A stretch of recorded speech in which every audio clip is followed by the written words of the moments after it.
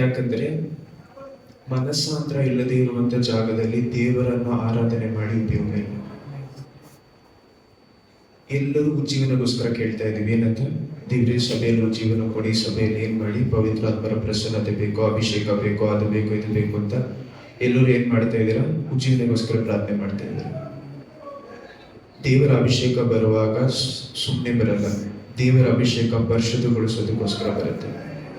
ದೇವರ ಅಭಿಷೇಕದ ಕೆಲಸ ಹಾಗಂದ್ರೆ ಪವಿತ್ರಾತ್ಮರ ಕೆಲಸ ಬೇರೆ ನಾವು ಹೇಳುವಂತ ರೀತಿಯಲ್ಲಿ ಏನು ನಮ್ಮ ಮಾತಿಗೋಸ್ಕರ ಆಡೋದಕ್ಕೋಸ್ಕರ ದೇವರು ಬರ್ತಾ ಇಲ್ಲ.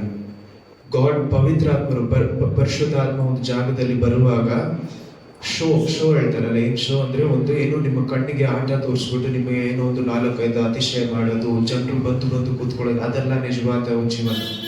ನಿಜವಾದ ಉಜ್ಜೀವನ ಇರುವಂತ ಜಾಗದಲ್ಲಿ ಮನಸ್ಸಾಂತರ ಇರುತ್ತೆ. ನಮ್ಮ ಪಾಪಗಳ ಮೇಲೆ ನಮಗೆ ದುಃಖ ಬರುತ್ತಲ್ಲ, ಅದು ನಿಜವಾದ ಮನಸ್ಸಾಂತರ ಉಜ್ಜೀವನ. ಆ ಉಜ್ಜೀವನ ಇಲ್ಲದೆ ನಾವು ಜನರಲ್ಲಿ ಉಜ್ಜೀವನ ಬೇಕು, ಪವಿತ್ರಾತ್ಮರ ಅಭಿಷೇಕ ಬೇಕು, ಏನೇನೋ ಬೇಕು ಅಂತ ಏನ್ ಮಾಡ್ತಾ ಇದೀವಿ? ದೇವರ ಹತ್ರ ಪ್ರಾರ್ಥನೆ ಮಾಡ್ತಾ ಇದೀವಿ.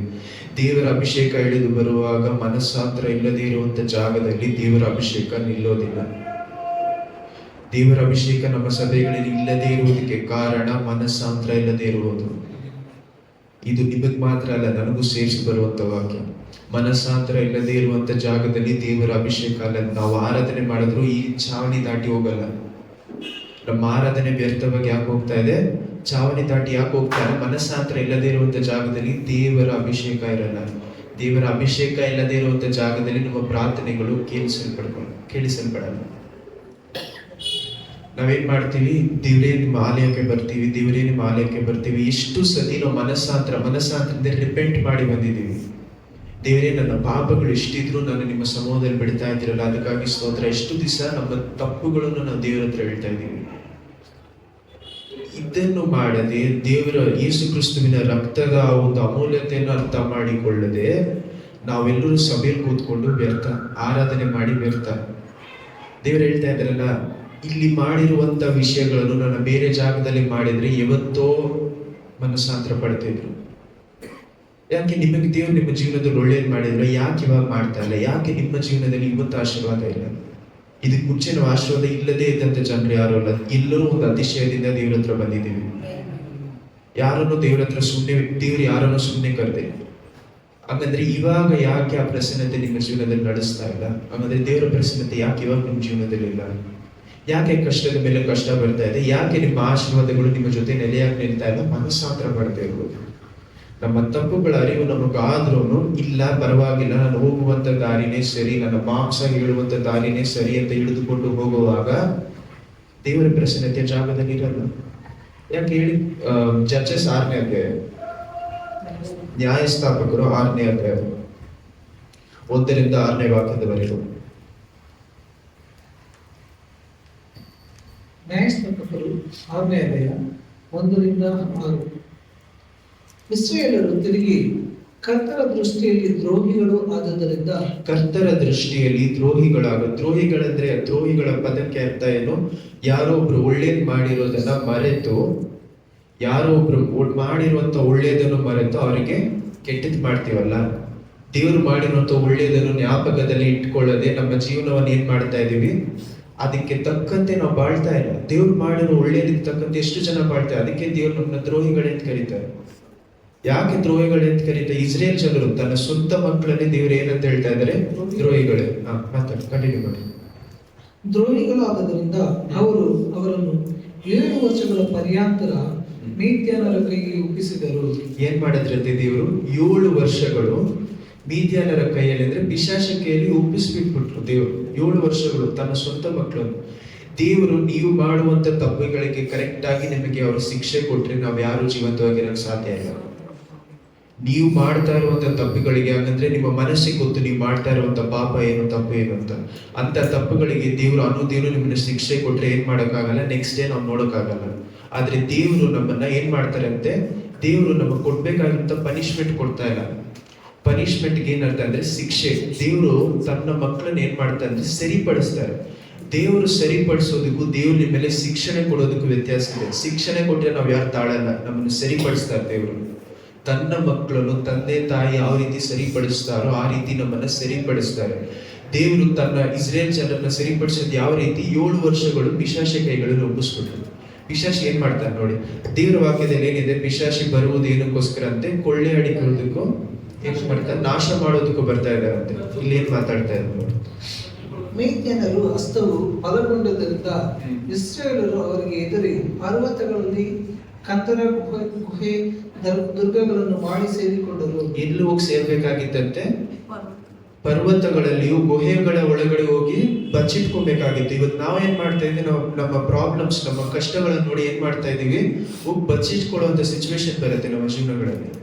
ಯಾಕೆ? ಯಾರನ್ನ ನೋಡಿದ್ರು, ಎಲ್ಲಿ ನೋಡಿದ್ರು ನಮ್ಗೆ ಏನಾಗ್ತಾ ಇಲ್ಲ, ಯಾವ ಕಡೆ ನೋಡಿದ್ರು ದಿಕ್ಕು ತೋರ್ಸಲ್ಲ. ದಿಕ್ಕು ತೋರ್ಸಲ್ಲ ಅಂದ್ರೆ ನಾವ್ ಎಲ್ಲಿ ನೋಡಿದ್ರು ನಮ್ಗೆ ಬರೀ ಪ್ರಾಬ್ಲಮ್ಸ್ ಮಾತ್ರ ಇರುತ್ತೆ.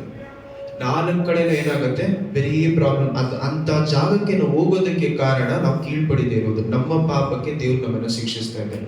ಪಾಪಕ್ಕೆ ಶಿಕ್ಷಿಸ್ತಾ ಇರೋದ್ರಲ್ಲಿ ಸರಿಪಡಿಸ್ತಾ ಇದ್ದಾರೆ. ನಿಮ್ಮ ತಪ್ಪುಗಳಲ್ಲೇ ನೀವು ಸಾಯಬಾರ್ದು ಅನ್ನುವಂಥ ಒಂದು ಕಾರಣದಿಂದ ದೇವ್ರು ನಮ್ಮನ್ನ ಸರಿಪಡಿಸ್ತಾ ಇದ್ದಾರೆ. ಕಂಟಿನ್ಯೂ ಮಾಡಿ. ಇವರು ಬೀಜ ಬಿತ್ತಿದ ತರುವಾಯ ಮೀದ್ಯನರು, ಅಮಾಲೇಕ್ಯರು, ಮೂಡಣ ದೇಶದವರು ಇವರಿಗೆ ವಿರೋಧವಾಗಿ ದಂಡೆತ್ತಿ ಬಂದು ಇಳುಕೊಂಡು ಗಾಜಾ ಪ್ರಾಂತದವರೆಗಿದ್ದ ಎಲ್ಲಾ ಭೂಮಿಯ ಹುಟ್ಟುವಳಿಯನ್ನು ಹಾಳು ಮಾಡಿಬಿಟ್ಟಿದ್ದರಿಂದ ಮೊದಲು ಏನ್ ಮಾಡ್ತಾ ಇದ್ರಂತೆ? ಹುಟ್ಟುವಳಿಗಳಂದ್ರೆ ಅಲ್ಲಿ ಬರುವಂತ ಅವ್ರು ಏನ್ ಮಾಡ್ತಾ ಇದ್ರಂತೆ? ಬಿತ್ತಾ ಇದ್ರು. ಅವ್ರು ಮಾಡಿರುವಂತ ಬಿತ್ತನೆಗಳನ್ನ ಏನ್ ಮಾಡಿದ್ರಂತೆ? ಬಂದು ನಾಶ ಮಾಡಿದ್ರಂತೆ. ಯಾವ ರೀತಿ ಇದೆ ಗೊತ್ತಾ? ನೀವು ಹೋಗಿ ಕಷ್ಟಪಟ್ಟು ತಿಂಗಳೆಲ್ಲ ಕೆಲಸ ಮಾಡಿದ್ರು, ನೀವು ಮಾಡ್ತಾ ಇರುವಂತ ಕೆಲಸಕ್ಕೆ ಬರುವಂತ ಫಲ ಏನಾಗುತ್ತೆ? ಬಂದಿದ್ದು ಹಂಗೆ ಹೋಗ್ಬಿಡಿ, ಸಫಲ ಆಗ. ನಮ್ಮ ಕೈಯಲ್ಲಿ ದೇವರು ಕೊಟ್ಟಿರುವಂತ ಆಶೀರ್ವಾದಗಳು ಬಂದಿದ್ದು ಗೊತ್ತಾಗಲ್ಲ, ಹೋಗೋದು ಗೊತ್ತಾಗಲ್ಲ. ಯಾಕೆ? ದೇವರು ನಮ್ಮನ್ನ ಪಿಶಾಚಿ ಕೈಗಳಲ್ಲಿ ಏನಕ್ಕೆ ಒಬ್ಬಸ್ದ? ನಮ್ಮ ಸರಿಪಡಿಸೋದಕ್ಕೋಸ್ಕರ. ಇದನ್ನ ನೀವೆಲ್ಲಿ ನೋಡ್ಬೋದು ಅಂದ್ರೆ, ಹೊಸ ಒಡಂಬಡಿಕೆಯಲ್ಲಿ ಇವಾಗ ನೋಡೋದು ಬೇಡ, ಪೌಲು ಒಂದು ಕೆಟ್ಟದಾದ ಮನುಷ್ಯ, ಕ್ರಿಸ್ತುವಲ್ಲಿ ಇದ್ದಂತ ಮನುಷ್ಯ ಪಾಪದ ದಾರಿಯಲ್ಲಿ ಹೋಗಿರ್ಬೇಕಾದ್ರೆ ಒಂದು ಕಡೆ ಬರೀತಾರೆ. ಏನಂತ ಬರೀತಾರೆ ಅಂದ್ರೆ, ಈ ಮನುಷ್ಯನನ್ನು ನೀವು ಮರ್ತುಬಿಟ್ಟು ಏನ್ ಮಾಡಿ ಅಂದ್ರೆ, ಇವರನ್ನ ಪಿಶಾಚಿ ಕೈಗಳಲ್ಲಿ ಉಪ್ಪಿಸ್ಬಿಡಿ ಅಂತಾರೆ. ಅವನಾಗಿ, ಯಾಕಂದ್ರೆ ಅವನ ಆತ್ಮ ನಷ್ಟವಾಗುವುದಿಲ್ಲ. ಅವನೇನಾಗುತ್ತೆ ಅಂದ್ರೆ ಶರೀರ ರೀತಿಯಲ್ಲಿ ಬಾಧೆ ಪಟ್ಟು ನೋವುಪಟ್ಟು ದೇವ್ರ ಹತ್ರ ಬರ್ತಾನೆ ಅನ್ನುವಂತ ಒಂದು ಕಾರಣದಿಂದ ದೇವ್ರು ಏನ್ ಮಾಡ್ತಾರೆ ಅಂತ ಪೌಲ್ ಏನ್ ಹೇಳ್ತಾ ಇದ್ದಾರೆ? ಅವನ ಪಿಶಾಚಿ ಕೈಯಲ್ಲಿ ಒಪ್ಪಿಸ್ಬಿಡಿ. ದೇವರು ನಿಮ್ಮ ಜೀವನದಲ್ಲಿ ಕಷ್ಟಗಳ ಮೇಲೆ ಕಷ್ಟ ಕೊಡುವುದಕ್ಕೆ ಅಂದ್ರೆ ಬಿಡುವುದಕ್ಕೆ ಅಲೋ ಮಾಡೋದಕ್ಕೆ ಕಾರಣ ಏನು? ನಮ್ಮನ್ನ ಸರಿಪಡಿಸ್ತಾ ಇದ್ದಾರೆ. ಇದಕ್ಕೆ ಮೊದಲ ಸೈನ್ ಅಂದ್ರೆ ಮೊದಲ ಗುರುತು ಯಾವುದು? ನಮ್ಮ ಬಿತ್ತನೆ. ಅಂದ್ರೆ ನಾವು ಕಷ್ಟಪಡುವಂತ ಫಲ ಬೇರೆ ಯಾರೋ ಬಂದು ನಾಶ ಮಾಡಿಬಿಟ್ಟು ಹೋಗ್ಬಿಡ್ತಾರೆ. ಕಂಟಿನ್ಯೂ ಮಾಡಿ. ಹುಟ್ಟುವಳಿಯನ್ನು ಹಾಳು ಮಾಡಿಬಿಟ್ಟಿದ್ದರಿಂದ ಇವರಿಗೆ ದವಸ ಧಾನ್ಯವಾಗಲಿ ಕುರಿ ದನ ಕತ್ತೆಗಳಾಗಲಿ ಉಳಿಯಲೇ ಇಲ್ಲ. ಏನ್ ಮಾಡಿದ್ರಂತೆ? ಮೊದಲು ಬಿತ್ತನೆನೂ ಇರ್ಲಿಲ್ಲ, ಬಿತ್ತನೆ ಮಾಡಿರುವಂತ ಫಲಗಳು ಅವ್ರಿಗೆ ಸಿಗಲ್ಲ. ಮತ್ತೆ ಬಿತ್ತನೆ ಮಾಡೋದಕ್ಕೆ ಉಪಯೋಗ ಮಾಡುವಂತದ್ದೇನು? ಕ್ಯಾಟಲ್ಗೆ ಏನ್ ಹೇಳ್ತೀರಾ? ಹಸು ಮತ್ತೆ ಕುರಿ ಮೇಕೆ ಇದೆಲ್ಲ ಯೂಸ್ ಮಾಡ್ತಾರಲ್ಲ, ಅದನ್ನು ಸಹ ಏನ್ ಮಾಡ್ಬಿಡ್ತಾರಂತೆ? ಕೊಳ್ಳೆ ಹೊಡ್ಕೊಂಡು ಹೋಗ್ಬಿಡ್ತಾರೆ. ನೀವು ಕೆಲಸ ಮಾಡೋದಕ್ಕೂ ಆಗಲ್ಲ, ಕೆಲಸ ಮಾಡಿದ್ರೆ ನಿಮ್ ಫಲ ನಿಮ್ ಕೈಯಾಗೋದಿಲ್ಲ. ದೇವರ ಶಿಕ್ಷೆ. ಹಂಗಂದ್ರೆ ದೇವರು ನಿಮ್ಮನ್ನ ಸರಿಪಡಿಸ್ತಾ ಇರುವಂತ ಕಾಲದಲ್ಲಿ ಇದ್ದೀವಿ ಅನ್ನೋದಕ್ಕೆ ಒಂದು ಗುರುತು ಏನು? ನಮ್ಮ ಕೈಗಳಲ್ಲಿ ಇರುವುದು ಸರಿಯಾಗಿರಲ್ಲ, ನಾವು ಮಾಡುವಂತ ಕೆಲಸನೂ ಸರಿಯಾಗಿ ಹೋಗಲ್ಲ. ಕಂಟಿನ್ಯೂ ಮಾಡಿ. ಆ ಶತ್ರುಗಳು ತಮ್ಮ ಕುರಿದನ ಗುಡಾರಗಳ ಸಹಿತವಾಗಿ ಮಿಡತೆಗಳಂತೆ ಗುಂಪಾಗಿ ಬಂದರು. ಅವರ ಒಂಟೆಗಳು ಅಸಂಖ್ಯ. ಆ ಗುಂಪೆಲ್ಲ ಬಂದು ದೇಶವನ್ನು ಹಾಳು ಮಾಡುತ್ತಿತ್ತು. ಇಸ್ರಾಯೇಲರು ಮಿದ್ಯಾನರ ದೆಸೆಯಿಂದ ಬಲು ಕುಗ್ಗಿ ಹೋಗಿ ಕರ್ತರಿಗೆ ಮೊರೆಯಿಟ್ಟರು. ಏನ್ ಮಾಡ್ತಾ ಇದ್ದಾರೆ? ಇವರ ಕಷ್ಟದಿಂದ, ಕಷ್ಟ ಇಲ್ಲದೆ ಹೋದ್ರೆ ಯಾರು ಸಹ ದೇವ್ರ ಹತ್ರ ತಿರುಗಲ್ಲ ಅಂತ ಒಂದು ಕಾರಣದಿಂದ ದೇವ್ರು ಯಾವತ್ತೂ ಫಸ್ಟ್ ಕಷ್ಟ ಕಳ್ಸಲ್ಲ.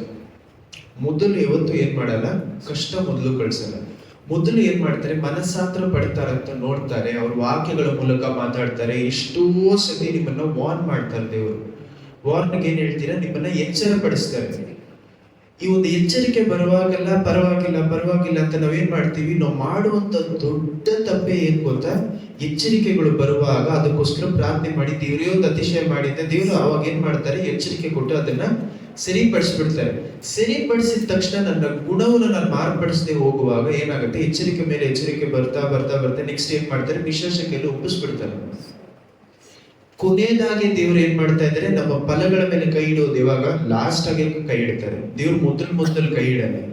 ನಿಮಗೆ ವಾಕ್ಯಗಳು ಬರುವಾಗ ನಮ್ಮ ದಾರಿಯನ್ನು ನಾವು ಸರಿಪಡಿಸಿಕೊಂಡ್ರೆ ನಾವು ದೇವರ ಶಿಕ್ಷೆ ಕೆಳಗಡೆ ಬರುವುದಕ್ಕೆ ಆಪರ್ಚುನಿಟಿನೇ ಇರಲ್ಲ.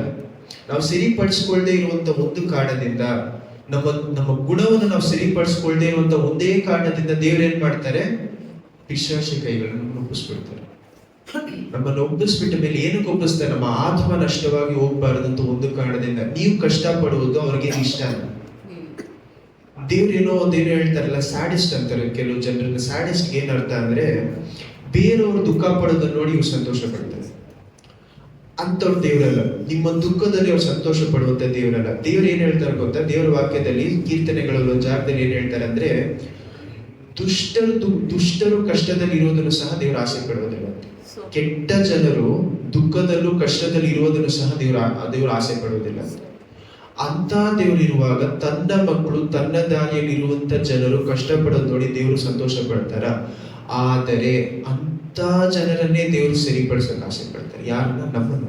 ಯಾಕಂದ್ರೆ ದೇವರು Hebrews 12ನೇ ಅಧ್ಯಾಯದಲ್ಲಿ ಏನ್ ಹೇಳ್ತಾರೆ, 12:13 ಏನ್ ಹೇಳ್ತಾರೆ, 12ರಲ್ಲಿ ಯಾರನ್ನು ದೇವರು ಸರಿಪಡಿಸೋದಿಲ್ಲ ಅವರು ತನ್ನ ಸ್ವಂತ ಮಕ್ಕಳಲ್ಲ ಅಂತ. ನೀವೇನ್ ಮಾಡ್ತಾರಂತೆ, ಬೇರೆ ಹೇಳಿ ಯಾವ್ದ ಮಕ್ಕಳು ಅಂತ ಹೇಳ್ತಾರೆ, ವ್ಯಭಿಚಾರಿಯ ಮಕ್ಕಳನ್ನೇ ಅವ್ರು ಏನು ಸರಿಪಡಿಸೋದಕ್ಕ, ಸ್ವಂತ ಮಕ್ಕಳು ತನ್ನ ರಕ್ತದಿಂದ ಪಡೆದುಕೊಂಡ ಅವರ ಮಕ್ಕಳನ್ನ ಏನ್ ಮಾಡ್ತಾರೆ ದೇವರು ಸರಿಪಡಿಸ್ತಾರೆ. ನಾವು ಸರಿಪಡದೆ ಹೋಗುವಾಗಲೇ ದೇವ್ರು ಏನ್ ಮಾಡ್ತಾರೆ, ಕಷ್ಟದ ಮೇಲೆ ಕಷ್ಟ ನಮ್ಮ ಜೀವನದಲ್ಲಿ ಬರುತ್ತೆ. ಕೊನೆಯದಾಗಿ ಯಾವ ಫಲಗಳ ಮೇಲೆ ಕೈ ಇಡ್ತಾರೆ ಅಂದ್ರೆ, ಹಣ ಇಲ್ಲದೆ ನೀವು ಮತ್ತೆಯು 6ನೇ ಅಧ್ಯಾಯ ಓಪನ್ ಮಾಡಿ, ಇದು ಕೈಯಲ್ಲಿ ಇಟ್ಕೊಳ್ಳಿ, ಆಮೇಲೆ ಓದ್ತಾರೆ. ಮತ್ತೆಯು 6ನೇ ಅಧ್ಯಾಯದಲ್ಲಿ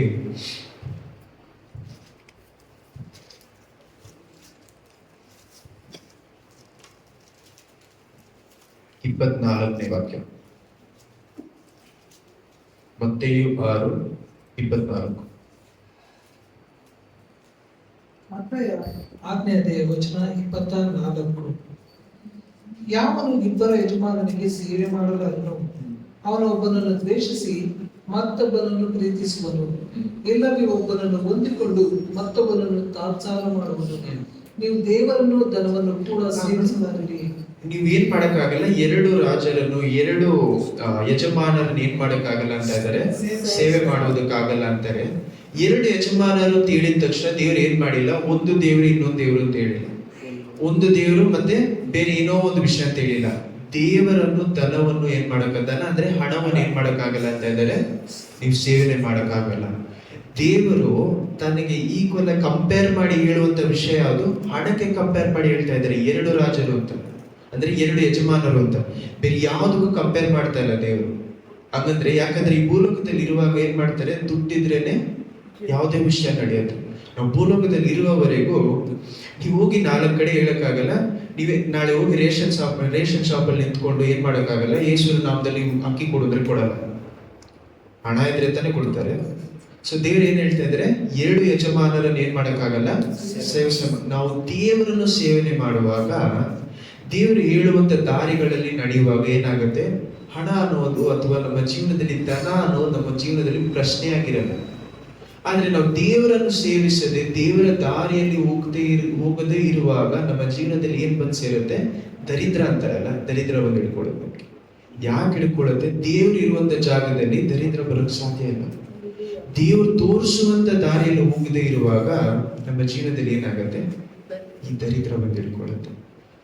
ಇನ್ನೊಂದು ಕಡೆ ನಾವೇನ್ ನೋಡ್ಬೇಕಂದ್ರೆ, ದೇವ್ರು ಏನ್ ಮಾಡ್ತಾರೆ ಅಂದ್ರೆ ತನ್ನ ಜನರನ್ನ ಸಂಪೂರ್ಣವಾಗಿ ಫುಲ್ ದನ ಬೇಕು, ಅಂದ್ರೆ ಕಾಸು ಕಾಸು ಕಾಸು ಅಂತ ಹೇಳುವಂತ ಜನರಿಗೆ ಏನ್ ಮಾಡ್ತಾರೆ, ಸಂಪೂರ್ಣವಾಗಿ ಕಾಸು ಕೊಟ್ಬಿಟ್ಟು ಸಮಾಧಾನ ಕೊಡಲ್ಲ. ಒಂದು ಕಡೆ ಕಾಸು ಸಂಪೂರ್ಣವಾಗಿ ತೆಗೆದುಬಿಟ್ಟು ಸಮಾಧಾನ ಕೊಟ್ಬಿಡ್ತಾರೆ. ಇನ್ನೊಂದು ಕಡೆ ಏನ್ ಮಾಡ್ತಾರೆ, ಕಾಸು ಯಾರಿಗೆ ಯಾವ್ದು ಯಜಮಾನ ತುಂಬಾ ಆಸೆ ಪಡ್ತಾರೋ ಆ ಒಂದು ವಿಷಯ ದೇವ್ರು ಕೊಟ್ಬಿಟ್ಟು ಏನ್ ಮಾಡ್ತಾರೆ, ಕೆಲವು ಜನರ ಮೇಲೆ ದೇವ್ರು ಕೊಡುವಂತ ಶಿಕ್ಷಣೆ ಏನಂದ್ರೆ, ಅವ್ರು ತುಂಬಾ ಆಸೆ ಪಡುವಂತ ವಿಷಯವನ್ನು ಕೊಟ್ಬಿಟ್ಬಿಡ್ತಾರೆ. ಅವರಿಗೆ ಕೆಟ್ಟದ್ದು ಗೊತ್ತಿದ್ರು ಸಹ ಏನ್ ಮಾಡ್ಬಿಡ್ತಾರೆ, ದೇವರು ಕೊಟ್ಟು ಬಿಟ್ಬಿಡ್ತಾರೆ. ದೇವ್ರು ಕೊಡುವಂತ ಶಿಕ್ಷಣೆ ಒಂದೊಂದು ಜಾಗದಲ್ಲಿ. ಸೊ ಅದರಿಂದ ನಾವು ದೇವರ ಹತ್ರ ಇದ್ದೀವಿ ಅನ್ನೋದು ಹಣದ ಮೂಲಕ ನಮ್ಗೆ ಗೊತ್ತಾಗಲ್ಲ. ನಮ್ಮ ಆಶೀರ್ವಾದಗಳು ನಾವು ದೇವರ ಜೊತೆ ಎಷ್ಟು ಚೆನ್ನಾಗಿದ್ದೀವಿ ಅಂತ ತೋರಿಸಲ್ಲ. ದೇವರ ಜೊತೆ ನಾವು ಎಷ್ಟು ಚೆನ್ನಾಗಿದ್ದೀವಿ ಅಂತ ತೋರಿಸುವಂತ ಒಂದೇ ವಿಷಯನು ಸಮಾಧಾನ. Amen, hallelujah. ದೇವರು ಏನ್ ಮಾಡ್ತಾರೆ, ಯಾರು ಕೊಡದೇ ಇರುವಂತ ಸಮಾಧಾನವನ್ನು ನಮಗೆ ಪ್ರಾಮಿಸ್ ಮಾಡಿದ್ದಾರೆ. ಯಾರು ಕೊಡದೇ ಇರುವಂತ ಆಶೀರ್ವಾದ, ಹಣ ಅದಿದಲ್ಲ. ಆದ್ರೆ ದೇವರ ಮಕ್ಕಳಾದ ನಾವು ಮತ್ತೆ 6ನೇ ಅಧ್ಯಾಯದಲ್ಲಿ ಏನ್ ಹೇಳ್ತಾರೆ, ಬಿತ್ತನೆ ಮಾಡದೇ ಇರುವಂತ ಯಾವುದು ಪಕ್ಷಿಗಳೇ ಏನ್ ಮಾಡತ್ತಂತೆ, ಅನುದಿನವೂ ತನ್ನ ಊಟ ಅದಕ್ಕೆ ಸಿಗತ್ತೆ. ಯಾರು ನೋಡ್ಕೊಳ್ದೇ ಇರುವಂತ ಪುಷ್ಪ ಹೂವ ಅದನ್ನು ಸಹ ಏನಾಗತ್ತಂತೆ, ಎಲ್ಲೆಲ್ಲೋ ಹರಡತ್ತೆ ನಾಗತ್ತೆ. ಅಂತ ಒಂದು ವಿಷಯವನ್ನೇ ದೇವ್ರು ನೋಡಿಕೊಳ್ಳುವಾಗ ನಿಮ್ಮ ಏನ್ ಹೇಳ್ತೀರಾ, ನಿಮ್ಮ ಆಸೆಗಳು, ನಿಮ್ಮ ಒಂದು ವಿಷಯಗಳು, ನಿಮಗೆ ಬೇಕಾಗಿರುವಂತ ವಿಷಯಗಳು ದೇವ್ರು ನೋಡ್ಕೊಳಕ್ಕಾಗಲ್ವಾ? ಆದರೆ ಆ ಜಾಗದಲ್ಲಿ ದೇವರು ಅದನ್ನ ಸಂಧಿಸ್ತಾ ಇಲ್ಲ ಅನ್ನೋದಕ್ಕೆ ಕಾರಣ, ದೇವರು ನಮ್ಮ ಮೇಲೆ ಏನ್ ಮಾಡ್ತಾ ಇದ್ದಾರೆ, ಸರಿಪಡಿಸುವಂತ ಶಿಕ್ಷಣ ಕಳಿಸ್ತಾ ಇದ್ದಾರೆ. ಈ ಒಂದು ಸರಿಪಡಿಸುವಂತ ಶಿಕ್ಷಣೆಯಿಂದ ಆಚೆ ಬರಬೇಕು ಅನ್ನೋದು ನಮಗೆ ಆಸೆ ಆಗಿರಬಾರ್ದು. ಮೊದಲು ಎಲ್ಲಿ ಸರಿಪಡಿಸ್ಕೋಬೇಕು ಅಂತ ಯೋಚನೆ ಮಾಡ್ಬೇಕು. ದೇವರೇ, ನಾನು ಎಲ್ಲಿ ನನ್ನ ದಾರಿಗಳನ್ನು ಸರಿಪಡಿಸ್ಕೊಂಡ್ರೆ ಈ ಒಂದು ಶಿಕ್ಷಣೆ ನನ್ನಿಂದ ದೂರ ತೆಗಿತೀರಾ? ನಾನು ಎಲ್ಲಿ ನಿಮ್ಮ ಜೊತೆ ಹತ್ರ ಆಗ್ಬೇಕು? ಯಾವ ಪಾಪ ನಾನು ಬಿಟ್ಟರೆ ಈ ಒಂದು ವಿಷಯ ನನ್ನ ಜೀವನದ ಹೋಗುತ್ತೆ? ಯಾಕಂದ್ರೆ ಈ ಕಷ್ಟ ಇಲ್ಲದೆ ಹೋದ್ರೆ ಈ ಒಂದು ವಿಷಯ ನಾವು ಮಾಡಲ್ಲ.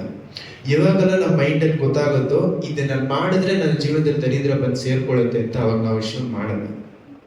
ಎಲ್ರು ಯೋಚನೆ ಮಾಡಿ, ಈ ಹಣ ಒಂದು ವಿಷಯದಲ್ಲಿ ದೇವ್ರ ಕೈ ಇಟ್ರೇನೆ ನಾವು ಎಷ್ಟೋ ವಿಷಯಗಳನ್ನ ಬಿಡ್ತೀವಿ. ಆ ಒಂದು ಕಾರಣದಿಂದಾನೆ ದೇವ್ರು ತನ್ನ ಸ್ವಂತ ಇಸ್ರೇಲ್ ಜನರನ್ನೇ ಕಂಟಿನ್ಯೂ ಮಾಡಿ ಅದರಲ್ಲಿ ಏನ್ ಮಾಡ್ತಾ ಇದೆ ಅಂದ್ರೆ 7 ವರ್ಷಗಳು ಪಿಶಾಚ ಕೆಳಗಡೆ ಬಿಟ್ಬಿಡ್ತಾರೆ. ಏನ್ ಮಾಡ್ತಾ ಇದ್ರೆ, ಫಲಗಳು ಬಂದ್ರೆ ಫಲವನ್ನು ಹೊಡ್ಕೊಂಡು ಹೋಗ್ಬಿಡ್ತಾರೆ. ತನಗೆ ಫಲವನ್ನು ಸೃಷ್ಟಿ ಮಾಡೋ ಅಂದ್ರೆ ಬಿತ್ತನೆ ಮಾಡೋದಕ್ಕೆ ಬೇಕಾದ ವಿಷಯಗಳನ್ನು ಸಹ ಏನ್ ಮಾಡ್ಬಿಡ್ತಾರೆ, ಹೊಡ್ಕೊಂಡು ಹೋಗ್ಬಿಡ್ತಾರೆ. ಕಂಟಿನ್ಯೂ ಮಾಡಿ. ಇಸ್ರಾಯೇಲರು ಮಿದ್ಯಾನರ ಕಾಟವನ್ನು ಸಹಿಸಲಾರದೆ ಕರ್ತನಿಗೆ ಕರ್ತನನ್ನು ಮೊರೆ ಇಡುವಾಗ ಅವರು ಅವರ ಬಳಿಗೆ ಒಬ್ಬ ಪ್ರವಾದಿಯನ್ನು ಕಳುಹಿಸಿದರು. ದೇವ್ರು ಏನ್ ಮಾಡ್ತಾ ಇದ್ದಾರೆ, ಒಂದು ಪ್ರವಾದಿ. ಯಾವಾಗೆಲ್ಲ ಈ ಜನರು ಏನೋ ತನ್ನ ತಪ್ಪೇ ಗೊತ್ತಿಲ್ಲದೆ ಇರುವಂತ ರೀತಿಯಲ್ಲಿ ಏನ್ ಮಾಡ್ತಾರೆ, ದೇವರ ಇದು ಫಸ್ಟ್ ಟೈಮ್ ಅಲ್ಲ. ನೀವು ನ್ಯಾಯಸ್ಥಾಪಕರು ಫುಲ್ ಆಗಿ ಓದಿ ನೋಡಿ. ಯಾವಾಗೆಲ್ಲ ತಪ್ಪು ಮಾಡ್ತಾರೋ ಅವಾಗೆಲ್ಲ, ಯಾವಾಗೆಲ್ಲ ಕಷ್ಟ ಕಾಲ ಬರುತ್ತೋ ಅವಾಗ ಮಾತ್ರ ದೇವರನ್ನು ಹೋಗಿ ಏನ್ ಮಾಡ್ತಾರಂತೆ, ಹುಡುಕ್ತಾರೆ. ಹುಡುಕಿದ ತಕ್ಷಣ ದೇವ್ರು ಏನ್ ಮಾಡ್ತಾರೆ, ತನ್ನ ಮಕ್ಕಳು ಅಂತ ಹೇಳಿದ ತಕ್ಷಣ ಏನ್ ಮಾಡ್ತಾರೆ, ಒಂದು ಪ್ರವಾದಿಯನ್ನು ಕಳಿಸ್ತಾರೆ. ನಿಮಗೂ ಸಹ ನಿಮ್ಮ ಜೀವನದಲ್ಲಿ ನೀವು ಪ್ರಾರ್ಥನೆ, ಇಂಥ ಪ್ರಾರ್ಥನೆಗಳು, ದೇವರೇ ಈ ಕಷ್ಟದಿಂದ ನನಗೆ ಬಿಡುಗಡೆ ಕೊಡಿ ಕೊಡಿ ಕೊಡಿ ಅಂತ ಹೇಳುವಾಗ ನಿಮಗೆ ಮೊದಲು ಬರುವಂತ ವಿಷಯ ವಾಕ್ಯ, ಪ್ರವಾದನೆ. ದೇವರ ವಾಕ್ಯನೇ ನಿಮಗೆ ಪ್ರವಾದನೆಯ ವಾಕ್ಯ. ಈ ವಾಕ್ಯ ಬರುವಾಗ ನಿಮ್ಮ ದಾರಿಗಳು ನೀವು ಸರಿಪಡಿಸಿಕೊಳ್ಳದೆ ಹೋದರೆ ಆ ದರಿದ್ರದಲ್ಲಿಯೇ ನಮ್ಮ ಜೀವನ ಹೋಗ್ಬಿಡುತ್ತೆ. ನಾನು ಹೇಳ್ತಾ ಇದ್ದೀನಿ ಅಂತ ತಪ್ಪಾಗಿ ತಿಳ್ಕೊಬೇಡಿ. ನಾನು ಯಾಕೆ ಹೇಳ್ತಾ ಇದ್ದೀನಿ ಅಂದ್ರೆ, ನಾನು ನಿಮಗೆ ಹೇಳದೆ ಹೋದ್ರೆ ದೇವ್ರು ನನ್ನನ್ನು ಕೇಳ್ತಾರೆ. ನಾನು ಕಂಟಿನ್ಯೂ ಮಾಡಿ ಓದಿ 8ನೇ ವಾಕ್ಯ. ಅವರ ಬಳಿಗೆ ಒಬ್ಬ ಪ್ರವಾದಿಯನ್ನು ಕಳುಹಿಸಿದರು. ಅವರು ಬಂದು ಅವರಿಗೆ, ಇಸ್ರಾಯೇಲ್ ದೇವರಾದ ಕರ್ತನ ಮಾತನ್ನು ಕೇಳಿರಿ. ಆತನು ಹೇಳುವುದು ಏನೆಂದರೆ, ನೀವು ದಾಸತ್ವದಲ್ಲಿದ್ದ ಐಗುಪ್ತದಿಂದ ನಿಮ್ಮನ್ನು ಕರೆತಂದನು, ಐಗುಪ್ತದಿಂದ ನಿಮ್ಮನ್ನು ಬಿಡಿಸಿದ್ದಲ್ಲದೆ ಬೇರೆ ಎಲ್ಲಾ ಬಾಧಕರಿಂದಲೂ ನಿಮ್ಮನ್ನು ಬಿಡಿಸಿ ಅವರನ್ನು ನಿಮ್ಮ ಎದುರಿನಿಂದ ಅಟ್ಟಿಬಿಟ್ಟು ಅವರ ದೇಶವನ್ನು ನಿಮಗೆ ಕೊಟ್ಟೆನು. ಕರ್ತನೆಂಬ ನಾನೇ ನಿಮ್ಮ ದೇವರಾಗಿದ್ದೇನೆ ಎಂದು ನೀವು ಅಮೋರಿಯರ ಮಧ್ಯದಲ್ಲಿ ವಾಸಿಸುವಾಗ ಅವರ ದೇವತೆಗಳನ್ನು ಪೂಜಿಸಬಾರದೆಂದು ಹೇಳಿದನು. ಆದರೆ ನೀವು ನನ್ನ ಮಾತನ್ನು ಕೇಳಲಿಲ್ಲ ಎಂಬುದೇ ಅಂದರು.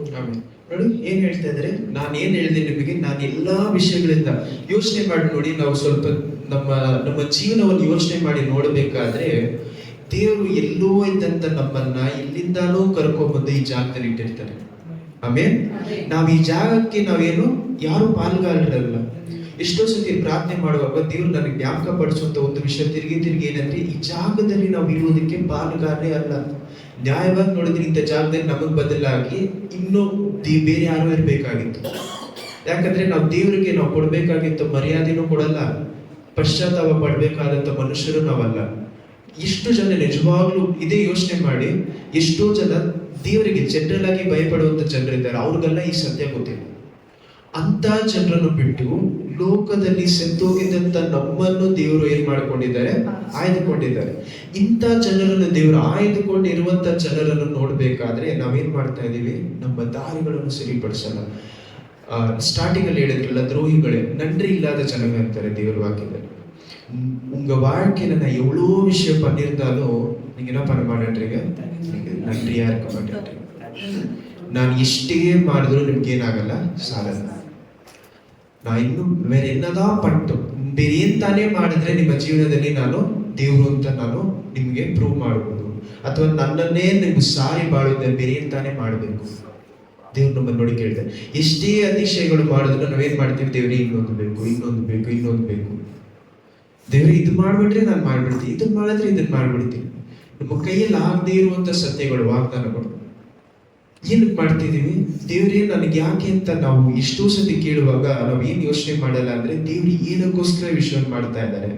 ನಾವೇನ್ ಮಾಡ್ತೇವೆ ಅಂದ್ರೆ, ಕಷ್ಟ ಕಾಲ ಬರುವಾಗ ದೇವ್ರೇ ಇದರಿಂದ ನಾನು ಬಿಡುಗಡೆ ಕೊಟ್ರೆ ನಾನು ನಿಮ್ ಸಭೆಗೆ ಇದನ್ನ ಮಾಡ್ತೀನಿ, ಅಥವಾ ಈ ಒಂದು ವಾಗ್ದಾನ ಒಂದು 500 ರೂಪಾಯಿ ಕೊಟ್ಬಿಡ್ತೀನಿ, 1000 ರೂಪಾಯಿ ಕೊಟ್ಬಿಡ್ತೀನಿ. ಯಾಕೆ? ದೇವ್ರ ಹತ್ರ ಕಾಸಿಲ್ಲ. ಯಾಕೆ ದೇವ್ರ ಹತ್ರ ಇದು ಕಾಣಿಕೆಗಳು ಬೇರೆ ಬೇರೆ ಜಾಗದಿಂದ ಬರಬೇಕು ಅಂತ ಹೇಳ್ಬೋದು? ಯಾಕೆ ನೀವು ಕೊಡುವಂತ ವಾಗ್ದಾನಗಳು ಇಟ್ಕೊಂಡೇ ದೇವ್ರ ತನ್ನ ಸಭೆ ನಡೆಸ್ಬೇಕಾ? ತಪ್ಪಾಗಿ ಹೇಳ್ತಾ ಇದ್ದೀನಿ ಅನ್ಕೊಂಬೇಡಿ. ನಾವು ಇವಾಗ ನೋಡಿದ್ರೆ ಏನ್ ಮಾಡ್ತೀವಿ, ಒಂದು ಕಷ್ಟ ಇದ್ರೆ ದೇವ್ರ ಹತ್ರ ಹೋಗಿ ಒಂದು ವಾಗ್ದಾನ ಮಾಡ್ಕೊಂಡು ಒಂದು ಪ್ರಾರ್ಥನೆ ಮಾಡ್ತೀವಿ ಅಂದ್ರೆ, ಆ ಒಂದು ಪ್ರಾರ್ಥನೆ ಮಾಡ್ಕೊಂಡು ಏನ್ ಮಾಡ್ತೀವಿ, ದೇವರೇ ಇದನ್ನ ಮಾಡಿ, ಇದನ್ನ ನಾನು ಮಾಡ್ತೀನಿ. ಆದ್ರೆ ನಾನು ಇದೆಲ್ಲ ಮಾಡೋದಕ್ಕೆ ಯೋಚನೆ ಮಾಡೋದ್ ಬಿಟ್ಟು ನನ್ನ ದಾರಿಗಳನ್ನ ನಾನು ಎಲ್ಲಿ ಸರಿಪಡಿಸ್ಕೊಬೇಕು ಅಂತ ಎಷ್ಟು ಜನ ಯೋಚನೆ ಮಾಡ್ತಾರೆ. ನಿಮ್ಮ ದೇವರು ನಿಮ್ಮ ಹತ್ರದಿಂದ ಕೀರ್ತನೆ 50ರಲ್ಲೂ ಕೀರ್ತನೆ 51ರಲ್ಲೂ ದೇವರು ಏನ್ ಹೇಳ್ತಾರೆ ಗೊತ್ತಾ? ದೇವರೇ, ನಿಮಗೆ ಈ ಒಂದು ಬಲಿಗಳು ಬೇಕಾಗಿದ್ರೆ ನಾನು ಬಲಿ ಕೊಟ್ಬಿಡ್ತಿದ್ದೆ, ಕಾಣಿಕೆ ಬೇಕಾಗಿದ್ರೆ ಕಾಣಿಕೆ ಕೊಡ್ತಿದ್ರೆ. ದೇವ್ರು ಏನ್ ಹೇಳ್ತಾರೆ? ದೇವರೇ, ನೀವು ನನ್ನ ಹತ್ರ ಆಸೆ ಪಡುವುದೇನು? ಒಂದು ಮುರಿದ ಆತ್ಮ, ಮುರಿದೋಗಿರುವಂತ ಹೃದಯ, ನನ್ನ ಪಾಪಗಳ ಮೇಲೆ ಮುರಿದೋಗಿರುವಂತ ಹೃದಯವನ್ನು ದೇವರು ಆಸೆ ಪಡ್ತಾರೆ. ಯಾಕಂದ್ರೆ ದೇವ್ರ ಹತ್ರ ನಮ್ಮ ದೂರಪಡಿಸುವಂತ ಒಂದೇ ವಿಷಯ ಯಾವುದು? ನಮ್ಮ ಪಾಪಗಳು, ನಮ್ಮ ತಪ್ಪುಗಳು ದೇವ್ರ ಹತ್ರ ನಮ್ಮನ್ನ ದೂರಪಡಿಸಿರುತ್ತೆ. ಸೊ ಅದರಿಂದ ದೇವ್ರು ಏನ್ ಆಸೆ ಪಡ್ತಾರೆ? ಇದರಿಂದ ನೀನ್ ಯಾವ ರೀತಿ ಆಸೆ ಪಡ್ತೀಯ? ಯಾಕಂದ್ರೆ ಕಾಣಿಕೆ ಕೊಡೋ ದೊಡ್ಡ ವಿಷಯ ಅಲ್ಲ, ಪ್ರಾರ್ಥನೆ ಮಾಡ್ಕೊಳ್ಳೋ ದೊಡ್ಡ ವಿಷಯ ಅಲ್ಲ. ನೀವು 1000 ಜನ ಊಟ ಹಾಕಿಸ್ಬೋದು, ಅದು ದೊಡ್ಡ ವಿಷಯನೇ ಅಲ್ಲ ದೇವರಿಗೆ. ದೇವರಿಗೆ ದೊಡ್ಡ ವಿಷಯ ಅದು ಒಂದು 1000 ಜನಕ್ಕೆ ನೀವು ಊಟ ಹಾಕೋದ್ರ ಬದಲಾಗಿ ಒಂದು ಮುರಿದ ಹೃದಯ ದೇವ್ರಿಗೆ ತುಂಬಾ ಆಸೆ. ಆಮೇಲೆ ಒಂದು ಮುರಿದ ಹೃದಯ ದೇವ್ರು ನಮ್ಮ ಹತ್ರ ಆಸೆ ಪಡ್ತಾರೆ. ಈ ಒಂದು ಮುರಿದ ಹೃದಯವನ್ನು ನಾವು ದೇವರ ಹತ್ರ ಹೋಗಿ ಕೊಟ್ಟು, ದೇವರೇ ನನ್ನ ತಪ್ಪುಗಳಿಂದ ನನ್ನ ಸರಿಪಡಿಸೋದಕ್ಕೆ ಆಗ್ತಾ ಇಲ್ಲ, ನಿಮ್ಮ ಕೃಪೆ ನನಗೆ ಕೊಡಿ. ಇಲ್ಲಿಂದಾನೇ ನಮ್ಗೆ ಏನ್ ಸ್ಟಾರ್ಟ್ ಆಗುತ್ತೆ? ದೇವರ ಕೃಪೆ, ದೇವರ ಕರುಣೆ. ಎಷ್ಟೇ ತಪ್ಪು ಮಾಡಿದ್ರು ನಮ್ಮನ್ನು ಸರಿಪಡಿಸುವಂತ ದೇವರು. ಇಂಥ ದೇವರು ಇರಬೇಕಾದರೆ ಯಾಕೆ ನಮ್ಮ ದಾರಿಗಳನ್ನ ನಾವು ಸರಿಪಡಿಸೋಕೆ ನಮ್ಮಲ್ಲಿ ಆಸೆ ಇಲ್ಲ? ಅಂದ್ರೆ ನಿನಗೆ ಇದು ಪಣ್ಣನ, ಇದು ಪಣ್ಣೀರ, ಇದು ಪಣ್ಣನ, ಇದು ಮಾತ್ರ ನಮ್ಮ ಬಾಯಿಂದ ಬರುತ್ತೆ. ಇವಾಗ ನೋಡಿದ್ರೆ ಎಷ್ಟೋ ಜನರಲ್ಲಿ ಇರುವಂತದ್ದೇನು, ಇದನ್ನು ಮಾಡಿದ್ರೆ ದೇವರೇ ನಿಮ್ಮ ಸಭೆಗೆ ನಾನು ಇದನ್ನ ಮಾಡ್ತೀನಿ. ಮೊದಲು ಯಾಕೆ ದರಿದ್ರ ಬಂತಾನೆ ನಾವು ಅರ್ಥ ಮಾಡ್ಕೊಳ್ಳೋದು, ಯಾಕೆ ಕಷ್ಟ ನನ್ನ ಜೀವನದಲ್ಲಿ ಬಂತಾನೆ ಅರ್ಥ ಮಾಡ್ಕೊಳ್ಳೋದು. ಏನ್ ಮಾಡ್ತೀವಿ? ದೇವ್ರೆ ಇದೆಲ್ಲ ಮಾಡಿದ್ರೆ ಇದೆಲ್ಲ ಮಾಡ್ತೀವಿ. ಕಂಟಿನ್ಯೂ ಮಾಡಿ ವಾಕ್ಯ 7, 8, 9ನೇ ವಾಕ್ಯ. ಐಗುಪ್ತರಿಂದ ನಿಮ್ಮನ್ನು ಬಿಡಿಸಿದ್ದಲ್ಲದೆ, ನಿಮ್ಮನ್ನ ಸಾವಿನಿಂದ ನಿಮ್ಮನ್ನು ಬಿಡಿಸಿರುವಂತ ದೇವರು ಬೇರೆ ಎಲ್ಲಾ ಬಾಧಕರಿಂದ, ಎಲ್ಲಾ ಕಷ್ಟ ಕಾಲದಲ್ಲಿಯೂ ಎಷ್ಟೋ ವಿರೋಧಿಗಳ ಮಧ್ಯದಲ್ಲಿ ನಿಮ್ಮನ್ನ ದೇವರು ಕರ್ಕೊಂಡ್ ಬಂದಿರ್ತಾರೆ. ನಿಮ್ಮನ್ನು ಬಿಡಿಸಿ ಅವರನ್ನು ನಿಮ್ಮ ಎದುರಿನಿಂದ ಅಟ್ಟಿಬಿಟ್ಟು, ಅವರು ನಿಮ್ಮ ಕಣ್ಗಳ ಮುಂದೆ ಅವರನ್ನ ಅಟ್ಟಿಬಿಟ್ಟು ಅವರ ದೇಶವನ್ನು ನಿಮಗೆ ಕೊಟ್ಟೆನು. ಅವರ ದೇಶವನ್ನು, ನಿಮ್ಗೆ ಇವಾಗ ಇರುವಂತ ಆಶೀರ್ವಾದಗಳು ಎಷ್ಟೋ ಜಾಗಗಳೇ ನಿಮ್ ವಿರೋಧವಾಗಿ ಬಂದಿರ್ತಾರೆ ಜನರು. ಅಂತ ಜನರ ಮಧ್ಯದಲ್ಲಿ ನಿಮ್ಗೆ ಆಶೀರ್ವಾದ ಸಿಕ್ಕಿರುತ್ತೆ. ಆಮೇನ್, ಹಲ್ಲೆಲೂಯ. ಅಂತ ಆಶೀರ್ವಾದ ಇಟ್ಕೊಂಡು ದೇವರು ಏನ್ ಹೇಳ್ತಾ ಇದ್ದಾರೆ ನೋಡಿ, ಕರ್ತನನ್ನು ಅಟ್ಟಿಬಿಟ್ಟು ಅವರ ದೇಶವನ್ನು ನಿಮಗೆ ಕೊಟ್ಟೆನು, ಕರ್ತನೆಂಬ ನಾನೇ ನಿಮ್ಮ ದೇವರಾಗಿದ್ದೇನೆ ಎಂದು ನೀವು ಅಮೋರಿಯರ ಮಧ್ಯದಲ್ಲಿ ವಾಸಿಸುವಾಗ ಅವರ ದೇವತೆಗಳನ್ನು ನೀವೇನ್ ಮಾಡಬೇಡಿ. ಅಮೋರಿಯರ ದೇವತೆಯನ್ನು, ಹಂಗಂದ್ರೆ ಆ ನಿಮ್ಮ ಪೊಸಿಷನ್ ಇದ್ದಂತ ಒಂದು ಹಳೆ ಮನುಷ್ಯನು ಮಾಡಿರುವಂತ ತಪ್ಪುಗಳೇನು, ಬೇರೆ ದೇವರುಗಳನ್ನು ಮುಡ್ಕೊಂಡು ಹೋಗಿರ್ತಾರೆ, ಅಥವಾ ಆ ಕಾಲದಲ್ಲಿ ಇದ್ದಂತ ಒಂದು ದೊಡ್ಡ ವಿಷಯನು ಬೇರೆ ದೇವರುಗಳನ್ನು ಸುಲಭವಾಗಿ ಹೊಡ್ಕೊಂಡು ಹೋಗ್ಬಿಡ್ತಿದ್ರು ಇಸ್ರೇಲ್ ಜನರಿಂದ ಒಂದೇ ದೊಡ್ಡ ವಿಷಯನು ಬೇರೆ ದೇವರುಗಳನ್ನ, ವಿಗ್ರಹಗಳನ್ನು ಹುಡುಕಿ ಹೋಗ್ತಿದ್ರು. ಆದ್ರೆ ನಾವು ಕ್ರಿಸ್ತಲ್ಲಿ ಇರುವಂತ ನಾವು ಏನ್ ಮಾಡ್ತೀವಿ? ವಿಗ್ರಹವನ್ನು ಮಾಡಬಾರ್ದು, ನಾವು ನಮ್ಮ ಒಂದನ್ನು ಮಾತ್ರ ಕೈಯಲ್ಲಿ ಹಿಡ್ಕೊಂಡಿರ್ತೀವಿ. ವಿಗ್ರಹಗಳನ್ನು ಮಾಡಬಾರ್ದು, ವಿಗ್ರಹಗಳ ಹತ್ರ ಹೋಗಿ ಏನ್ ಮಾಡಬಾರ್ದು, ನಾವು ಬಗ್ಗಬಾರ್ದು ಅನ್ನುವಂತ ಒಂದು ವಿಷಯ ಮೈಂಡಲ್ಲಿ ಇಟ್ಕೊಂಡಿರ್ತೀವಿ. ಆದ್ರೆ ದೇವ್ರ ಮೇಲೆ ನಂಬಿಕೆ ಇರಲ್ಲ. ಒಂದು ವ್ಯತ್ಯಾಸ ಇದೆ. ದೇವ್ರ ಮೇಲೆ ವಿಶ್ವಾಸ ಇಡುವುದಕ್ಕೂ ನಂಬಿಕೆ ಇಡೋದಕ್ಕೂ ವ್ಯತ್ಯಾಸ ಇದೆ. It is one thing to be loyal to God. Loyal ಅಂದ್ರೆ ನಮ್ಮ ದೇವರಿಗೆ ನಾನು ಈ ದೇವರು ಬಿಟ್ಟು ಬೇರೆ ದೇವರೇ ಇಲ್ಲಪ್ಪ ಅನ್ನೋದು ಒಂದು ವಿಷಯ. ಅದು ದೇವರಿಗೆ ನಾವು ವಿಶ್ವಾಸವಾಗಿರುವುದು. ಯಾಕಂದ್ರೆ ದೇವರೇ ನೀವೇ ಒಂದು ನಿಜವಾದ ದೇವರು ಅಂತ ನನಗೆ ಗೊತ್ತು, ಇದರಿಂದ ವಿಶ್ವಾಸವಾಗಿದೆ. ಆ ಜನರಲ್ಲಿ ಇದ್ದಂತ ಪ್ರಶ್ನೆ ಏನು ಅಂದ್ರೆ, ಆ ಜನರಲ್ಲಿ ಇದ್ದಂತ ಒಂದು ಪ್ರಾಬ್ಲಮ್ ಏನಂದ್ರೆ, ಅವ್ರು ವಿಶ್ವಾಸವಾಗಿರ್ತಿರ್ಲಿಲ್ಲ. ನಮ್ಮಲ್ಲಿ ಇರುವಂತ ಇವತ್ತಿನ ಸಭೆಗಳಲ್ಲಿ ಇರುವಂತ ಒಂದು ದೊಡ್ಡ ವಿಷಯ ನಮಗೆ ನಂಬಿಕೆ ಇಲ್ಲ ದೇವರ ಮೇಲೆ. ಟ್ರಸ್ಟ್ ಅಂತಾರಲ್ಲ, ಒಬ್ಬರ ಮೇಲೆ ನಂಬಿಕೆ ಇಲ್ಲ ಅಂದ್ರೆ ನನ್ನ ವಿಷಯಗಳಲ್ಲಿ, ಅಂದ್ರೆ ನನಗೆ ಬೇಕಾಗಿರುವಂತ ಎಲ್ಲಾ ವಸ್ತುಗಳಲ್ಲಿಯೂ ಎಲ್ಲಾ ವಿಷಯಗಳಲ್ಲೂ ದೇವರು ಅದನ್ನ ಸಂಧಿಸ್ತಾರೆ ಅನ್ನುವಂತ ನಂಬಿಕೆ ಇಲ್ಲ ನಮ್ಮಲ್ಲಿ. ಅವನಲ್ಲಿ ವಿಶ್ವಾಸ ಇರಲಿಲ್ಲ ದೇವರ ಮೇಲೆ. ನಮಗೆ ದೇವರ ಮೇಲೆ ವಿಶ್ವಾಸ ಇದೆ, ನಂಬಿಕೆ ಇಲ್ಲ. ನಂಬಿಕೆ ಅಂದ್ರೆ ಏನು? ಏನೇ ಆದ್ರೂ ದೇವರು ನನ್ನ ಇದರಿಂದ ಬಿಡುಗಡೆ ಕೊಡ್ತಾರೆ ಅನ್ನುವಂಥ ನಂಬಿಕೆ. ಆ ನಂಬಿಕೆ ನಮ್ಮಲ್ಲಿ ಇಲ್ಲದೇ ಇರುವಂತ ಕಾರಣದಿಂದಾನೇ ದೇವರು ಏನ್ ಹೇಳ್ತಾರೆ, ನೋಡಪ್ಪ ನಿನ್ನ ಜೀವನದಲ್ಲಿ ನಂಬಿಕೆ ಇಲ್ಲದೇ ಇರುವಂತ ಕಾಲದಲ್ಲಿ ಮಾಡಿದ್ದೀನಿ, ಇವತ್ತು ನಂಬಿಕೆ ಇಟ್ಟು ನೀನು ನಡಿ ಅಂತ ಹೇಳ್ತಾರೆ. ಯಾಕಂದ್ರೆ ಲೋಕದ ಜನರು ಇವಾಗ ಏನ್ ಮಾಡಲ್ಲ, ದೇವ್ರ ಮೇಲೆ ನಂಬಿಕೆ ಇಡಲ್ಲ. ಅವ್ರಿಗೇನು, ಅವ್ರು ಹೇಳುವಂತ ದಾರಿನೇ ಅವರಿಗೆ ದಾರಿ, ಅವ್ರ ಮನಸ್ಸು ತೋರಿಸುವಂತ ದಾರಿನೇ ಅವರಿಗೆ ದಾರಿ. ಆದ್ರೆ ನಮಗೆ ಯಾವ ದಾರಿ? ದೇವರೇ ನಮಗೆ ದಾರಿಯಾಗಿದ್ದಾರೆ. ಆಮೇಲೆ ದೇವರ ವಾಕ್ಯ ನಮಗೆ ದಾರಿಯಾಗಿದೆ. ದೇವರ ವಾಕ್ಯದ ಮೇಲೆ ನಮ್ಮ ನಂಬಿಕೆ ಹಾಕದೆ ಹೋಗಿರ್ಬೇಕಾದ್ರೆ ನಮ್ಗೇನ್ ನಡೀತಾ ಇದೆ? ನಮ್ಮ ವಿಶ್ವಾಸ ಎಲ್ಲವೂ ಯಾವ್ದ್ರ ಮೇಲೆ ಇದೆ? ದೇವ್ರ ಮೇಲೆ ನಮ್ಮ ವಿಶ್ವಾಸ ಏನಂತ, ದೇವರೇ ನೀವೇ ದೇವರು ಅಂತ. ಅದು ಹೇಳೋ ದೊಡ್ಡ ವಿಷಯನೇ ಇಲ್ಲ, ಯಾರು ಬೇಕಾದ್ರೆ ಹೇಳ್ಬೋದು. ಸತ್ಯವನ್ನು ತಿಳಿದುಕೊಂಡ ಮೇಲೆ ಯಾರು ಬೇಕಾದ್ರೆ ಏನ್ ಮಾಡ್ಬೋದು? ಇವರೇ ದೇವರು ಅಂತ. ಅವರ ಮೇಲೆ ವಿಶ್ವಾಸ ಇಡುವುದಕ್ಕೂ ನಂಬಿಕೆ ಇಡುವುದಕ್ಕೂ ವ್ಯತ್ಯಾಸ ಇದೆ. ನಮ್ಮ ದೇವರು ಎಷ್ಟೋ ಜನ ವಿಶ್ವಾಸ ಇಡ್ತೀವಿ, ನಂಬಿಕೆ ಇಡಲ್ಲ. ನನ್ನ ಎಲ್ಲಾ ನೀಡ್ಸ್, ನನಗೆ ಏನೆಲ್ಲ ಬೇಕಿದೆಯೋ ಅದೆಲ್ಲವನ್ನು ದೇವರು ಸಂಧಿಸ್ತಾರೆ ಅಂತ ನಂಬಿಕೆ ನಮ್ಮಲ್ಲಿಲ್ಲ. ನಂಬಿಕೆ ಬೆಳೆಸಬೇಕು. ನಂಬಿಕೆ ಅನ್ನೋದು ಯಾವತ್ತೂ ಯಾರ ಹತ್ರನೂ ಸಿಗಲ್ಲ. ದೇವರು ಏನ್ ಹೇಳ್ತಾರೆ, ನಮಗೆ ದೇವ್ರ ಮೇಲೆ ನಂಬಿಕೆ ಬರೋದಕ್ಕಿಂತ ದೇವ್ರು ನಮ್ಮ ಮೇಲೆ ನಂಬಿಕೆ ಬರಬೇಕು. ನಾನು ಈ ವಿಷಯವನ್ನು ಕೊಟ್ರೆ ಅದನ್ನ ಪರಿಶುದ್ಧವಾಗಿ, ಚೆನ್ನಾಗಿ ಇದನ್ನ ಮಾತ್ರ ಚೆನ್ನಾಗಿ ಕೇಳಿಸ್ಕೊಳ್ಳಿ, ಪರಿಶುದ್ಧವಾಗಿ ಇಟ್ಕೊಳ್ತಾನೆ ಅನ್ನುವಂಥ ನಂಬಿಕೆ. ಇದನ್ನ ಏನ್ ಮಾಡಲ್ಲ, ಆಶ್ರಯ ಪಡಿಸಲ್ಲ ಅನ್ನುವಂಥ ನಂಬಿಕೆ ದೇವ್ರಿಗೆ ಬರಬೇಕು. ಹಣಕಾಸಾಗಿರ್ಲಿ, ನೀವು ಪ್ರಾರ್ಥನೆ ಮಾಡುವಂಥ ವಿಷಯವಾಗಿರ್ಲಿ, ಆ ಒಂದು ಕಾರಣದಿಂದನೇ ದೇವರು ಅಭಿಷೇಕ ಕಳಿಸುವಾಗ ಜೊತೆಯಲ್ಲೇ ಕಳಿಸುವುದು ಯಾವುದು? ನಮ್ಮನ್ನು ಪರಿಶುದ್ಧಗೊಳಿಸುವಂತ ಅಗ್ನಿ. ಆಮೇಲೆ ಮೊದಲು ನಮ್ಮನ್ನು ಪರಿಶುದ್ಧಗೊಳಿಸುವುದಕ್ಕೆ ಕಾರಣ, ದೇವರು ಕೊಡ್ತಾ ಇರುವಂತ ಆಶೀರ್ವಾದ ಏನಾಗಬಾರ್ದು? ಅಸಹ್ಯ ಪಡಬಾರ್ದು, ಕೊಳಕಾಗಬಾರ್ದು. ಯಾಕಂದ್ರೆ ದೇವರ ಆಶೀರ್ವಾದ, ಇವಾಗ ಒಂದು ಎಕ್ಸಾಂಪಲ್ ಏನ್ ಹೇಳೋಣ ಅಂದ್ರೆ, ಒಂದು ಕಾಟನ್ ಇದೆ ಅಂತ ಇಟ್ಕೊಳ್ಳಿ, ಹತ್ತಿಯನ್ನ ನೀವೇನ್ ಮಾಡ್ತೀರಾ? ಏನಕ್ಕೋಸ್ಕರ ಉಪಯೋಗಿಸ್ತೀವಿ ನಾವು? ಮ್ಯಾಕ್ಸಿಮಮ್ ಏನಕ್ಕೆ ಉಪಯೋಗಿಸ್ತೀವಿ? ಕೆಟ್ಟದಾಗಿರುವಂತ ಒಂದು ಎಲ್ಲೋ ಬಿದೋಗ್ತೀವಿ, ನಮ್ಗೆ ಗಾಯ ಆಗಿದೆ ಅಂದ್ರೆ ಗಾಯವನ್ನು ಓಡಿಸೋದಕ್ಕೆ ಏನ್ ಮಾಡ್ತೀವಿ? ಹತ್ತಿಯನ್ನು ಉಪಯೋಗಿಸ್ತೀವಿ. ಅದೇ ಹತ್ತಿಯನ್ನು ಎತ್ಕೊಂಡು ಹೋಗಿ ತಿರುಗಿ ಒಳ್ಳೆ ಹತ್ತಿಯ ಜೊತೆ ಸೇರ್ಸಕ್ಕಾಗುತ್ತೆ? ಯಾಕೆ ಸೇರ್ಸಕ್ಕಾಗಲ್ಲ? ಅದನ್ನ ಸಹ ಏನ್ ಮಾಡ್ಬಿಡುತ್ತೆ? ಗಲೀಜ್ ಆಗ್ತದೆ. ಅದೇ ರೀತಿಯಲ್ಲಿ ದೇವರು ತನ್ನ ಒಂದು ಹಿಮದ ರೀತಿಯಲ್ಲಿ ತನ್ನ ಒಂದು ಅಗ್ನಿಯನ್ನು ಕಳಿಸುವಾಗ ಮೊದಲು ನಮ್ಮನ್ನು ಪರಿಶುದ್ಧಗೊಳಿಸ್ತಾರೆ. ಆ ಒಂದು ಪರಿಶುದ್ಧಗೊಳಿಸಿದ ಮೇಲೆ ಆ ಹಳೆಯ ಜಾಗದಲ್ಲೇ ನಾವಿದ್ರೆ ನಾವೇನ್ ಮಾಡಕ್ಕಾಗಲ್ಲ. ದೇವ್ರು ಮಾಡುವಂತ ಹೊಸ ಜಾಗದಲ್ಲಿ ನಾವು ನಿಂತ್ಕೊಳಕ್ಕಾಗಲ್ಲ. ದೇವ್ರು ನಮ್ಮ ಜೀವನದಲ್ಲಿ ಹೊಸ ವಿಷಯಗಳನ್ನು ಮಾಡಬೇಕು ಅಂತ ಆಸೆ ಪಡುವಾಗ ನಾನು ಹಳೆಯ ಜಾಗದಲ್ಲೇ ನಿಂತ್ಕೊಂಡು ಇನ್ನೂ ಸಹ ಕೊಳಕಾಗ್ತಾನೆ ಅಂದ್ರೆ ದೇವರ ಆಶೀರ್ವಾದ ನಿಮ್ಮ ಜೀವನ ಪೂರ್ತಿ ನೀವು ಪ್ರಾರ್ಥನೆ ಮಾಡಿದ್ರು ಸಿಗಲ್ಲ. ನಾನು ಪ್ರಾರ್ಥನೆ ಮಾಡಿ ನನ್ನ ಆಶೀರ್ವಾದ ನನಗೆ ಬರ್ತಾ ಇಲ್ಲ ಅಂದ್ರೆ ಕಾರಣ ಏನು? ನನ್ನ ಕೊಳಕಿನಿಂದ ನಾನು ಪರಿಶುದ್ಧವಾಗಿಲ್ಲ. ನನ್ನ ಕೊಳಕಿನಿಂದ ನಾನು ಪರಿಶುದ್ಧವಾದ್ರೆ ಆಶೀರ್ವಾದ ತಾನಾಗಿ ಬರುತ್ತೆ. ನೀವು ಬೇರೆ ಏನಕ್ಕೋಸ್ಕರ ಡಿಲೇ ಮಾಡ್ಬೇಕು ಆಶೀರ್ವಾದ? ಯೋಚನೆ ಮಾಡ್ಬೇಕು. ಒಂದೇ ಕಾರಣ ಏನು? ದೇವ್ರು ಕೊಡುವಂತ ವಿಷಯವನ್ನು ನಾನು ಸರಿಯಾಗಿ ನೋಡ್ಕೊಳ್ಳೋದಕ್ಕೆ ಆಗಲ್ಲ ಅನ್ನೋದು ಒಂದು ಕಾರಣದಿಂದ ದೇವ್ರು ಏನ್ ಮಾಡಲ್ಲ, ತನ್ನ ಆಶೀರ್ವಾದ ನಮ್ಮ ಜೊತೆ ಬಿಡಲ್ಲ. ಕೊಟ್ಟಂತ ಆಶೀರ್ವಾದ ದೇವ್ರು ತಗೋದೋದಕ್ಕೆ ಕಾರಣ ಏನು? ಪರಿಶುದ್ಧವಾಗಿ ಇಲ್ಲದೆ ಇರುವುದು. ಕಂಟಿನ್ಯೂ ಮಾಡಿ 11ನೇ ವಾಕ್ಯ ಅನ್ಕೊಳ್ತೀವಿ. 10. ನೀವು ಅಮೋರಿಯರ ಮಧ್ಯದಲ್ಲಿ ವಾಸಿಸುವಾಗ ಅವರ ದೇವತೆಗಳನ್ನು ಪೂಜಿಸಬಾರದು ಎಂದು ಹೇಳಿದನು, ಆದರೆ ನೀವು ನನ್ನ ಮಾತನ್ನು ಕೇಳಲಿಲ್ಲ. ಹಾಗಂದ್ರೆ ದೇವರ ನಮ್ಮ ಜೀವನದಲ್ಲಿ ಒಂದು ಕಷ್ಟ ಬಿಡೋದಕ್ಕೆ ಕಾರಣ ಏನು? ಅವರ ಮಾತು ಕೇಳದೇ ಇರುವುದು. ಕೇಳದೇ ಇರುವಾಗ ದೇವರು ಏನ್ ಮಾಡ್ತಾರೆ? ತನ್ನ ವಿಷಯವಂತ ಮಾಡ್ತಾರೆ. ಕಂಟಿನ್ಯೂ ಮಾಡಿ. ಆಮೇಲೆ ಕರ್ತನ ದೂತನು ಬಂದು ಉಪ್ರದಲ್ಲಿದ್ದ ಎಲ ವೃಕ್ಷದ ಅಡಿಯಲ್ಲಿ ಕೂತುಕೊಂಡನು. ಯಾವ ವೃಕ್ಷ? ಏಲ ವೃಕ್ಷ. ಇದನ್ನು ಮೈಂಡಲ್ಲಿ ಇಟ್ಕೊಳ್ಳಿ. ಅಡಿಯಲ್ಲಿ ಕೂತುಕೊಂಡನು. ದೇವದೂತನು ಅಂತ ಹೇಳ್ಬೇಕಾದ್ರೆ ಬರೀ ದೇವದೂತರಲ್ಲ, ಯೇಸು ಕ್ರಿಸ್ತುವನ್ನೇ ದೇವದೂತ ಅಂತ ಹಳೆಯ ಒಡಂಬಡಿಕೆಯಲ್ಲಿ ಹೇಳ್ತಾ ಇದ್ರು. ಕಂಟಿನ್ಯೂ ಮಾಡಿ. ಅದು ಅಬೀಯೆಜೆರನ ಗೋತ್ರದವನಾದ ಯೋವಾಷನದಾಗಿತ್ತು. ಅವನ ಮಗನಾದ ಗಿದ್ಯೋನನು ಮಿದ್ಯಾನರಿಗೆ ಗೊತ್ತಾಗದ ಹಾಗೆ ಅಲ್ಲಿನ ದ್ರಾಕ್ಷ ಆಲಿಯ ಮರೆಯಲ್ಲಿ ಗೋಧಿಯನ್ನು ಬಡಿಯುತ್ತಿದ್ದ. ಆಮೇಲೆ ಒಂದ್ ನಿಮಿಷ ನೋಡಿ, ಯಾವ ಮರದ ಕೆಳಗಡೆ ಕೂತ್ಕೊಂಡಿದ್ದ?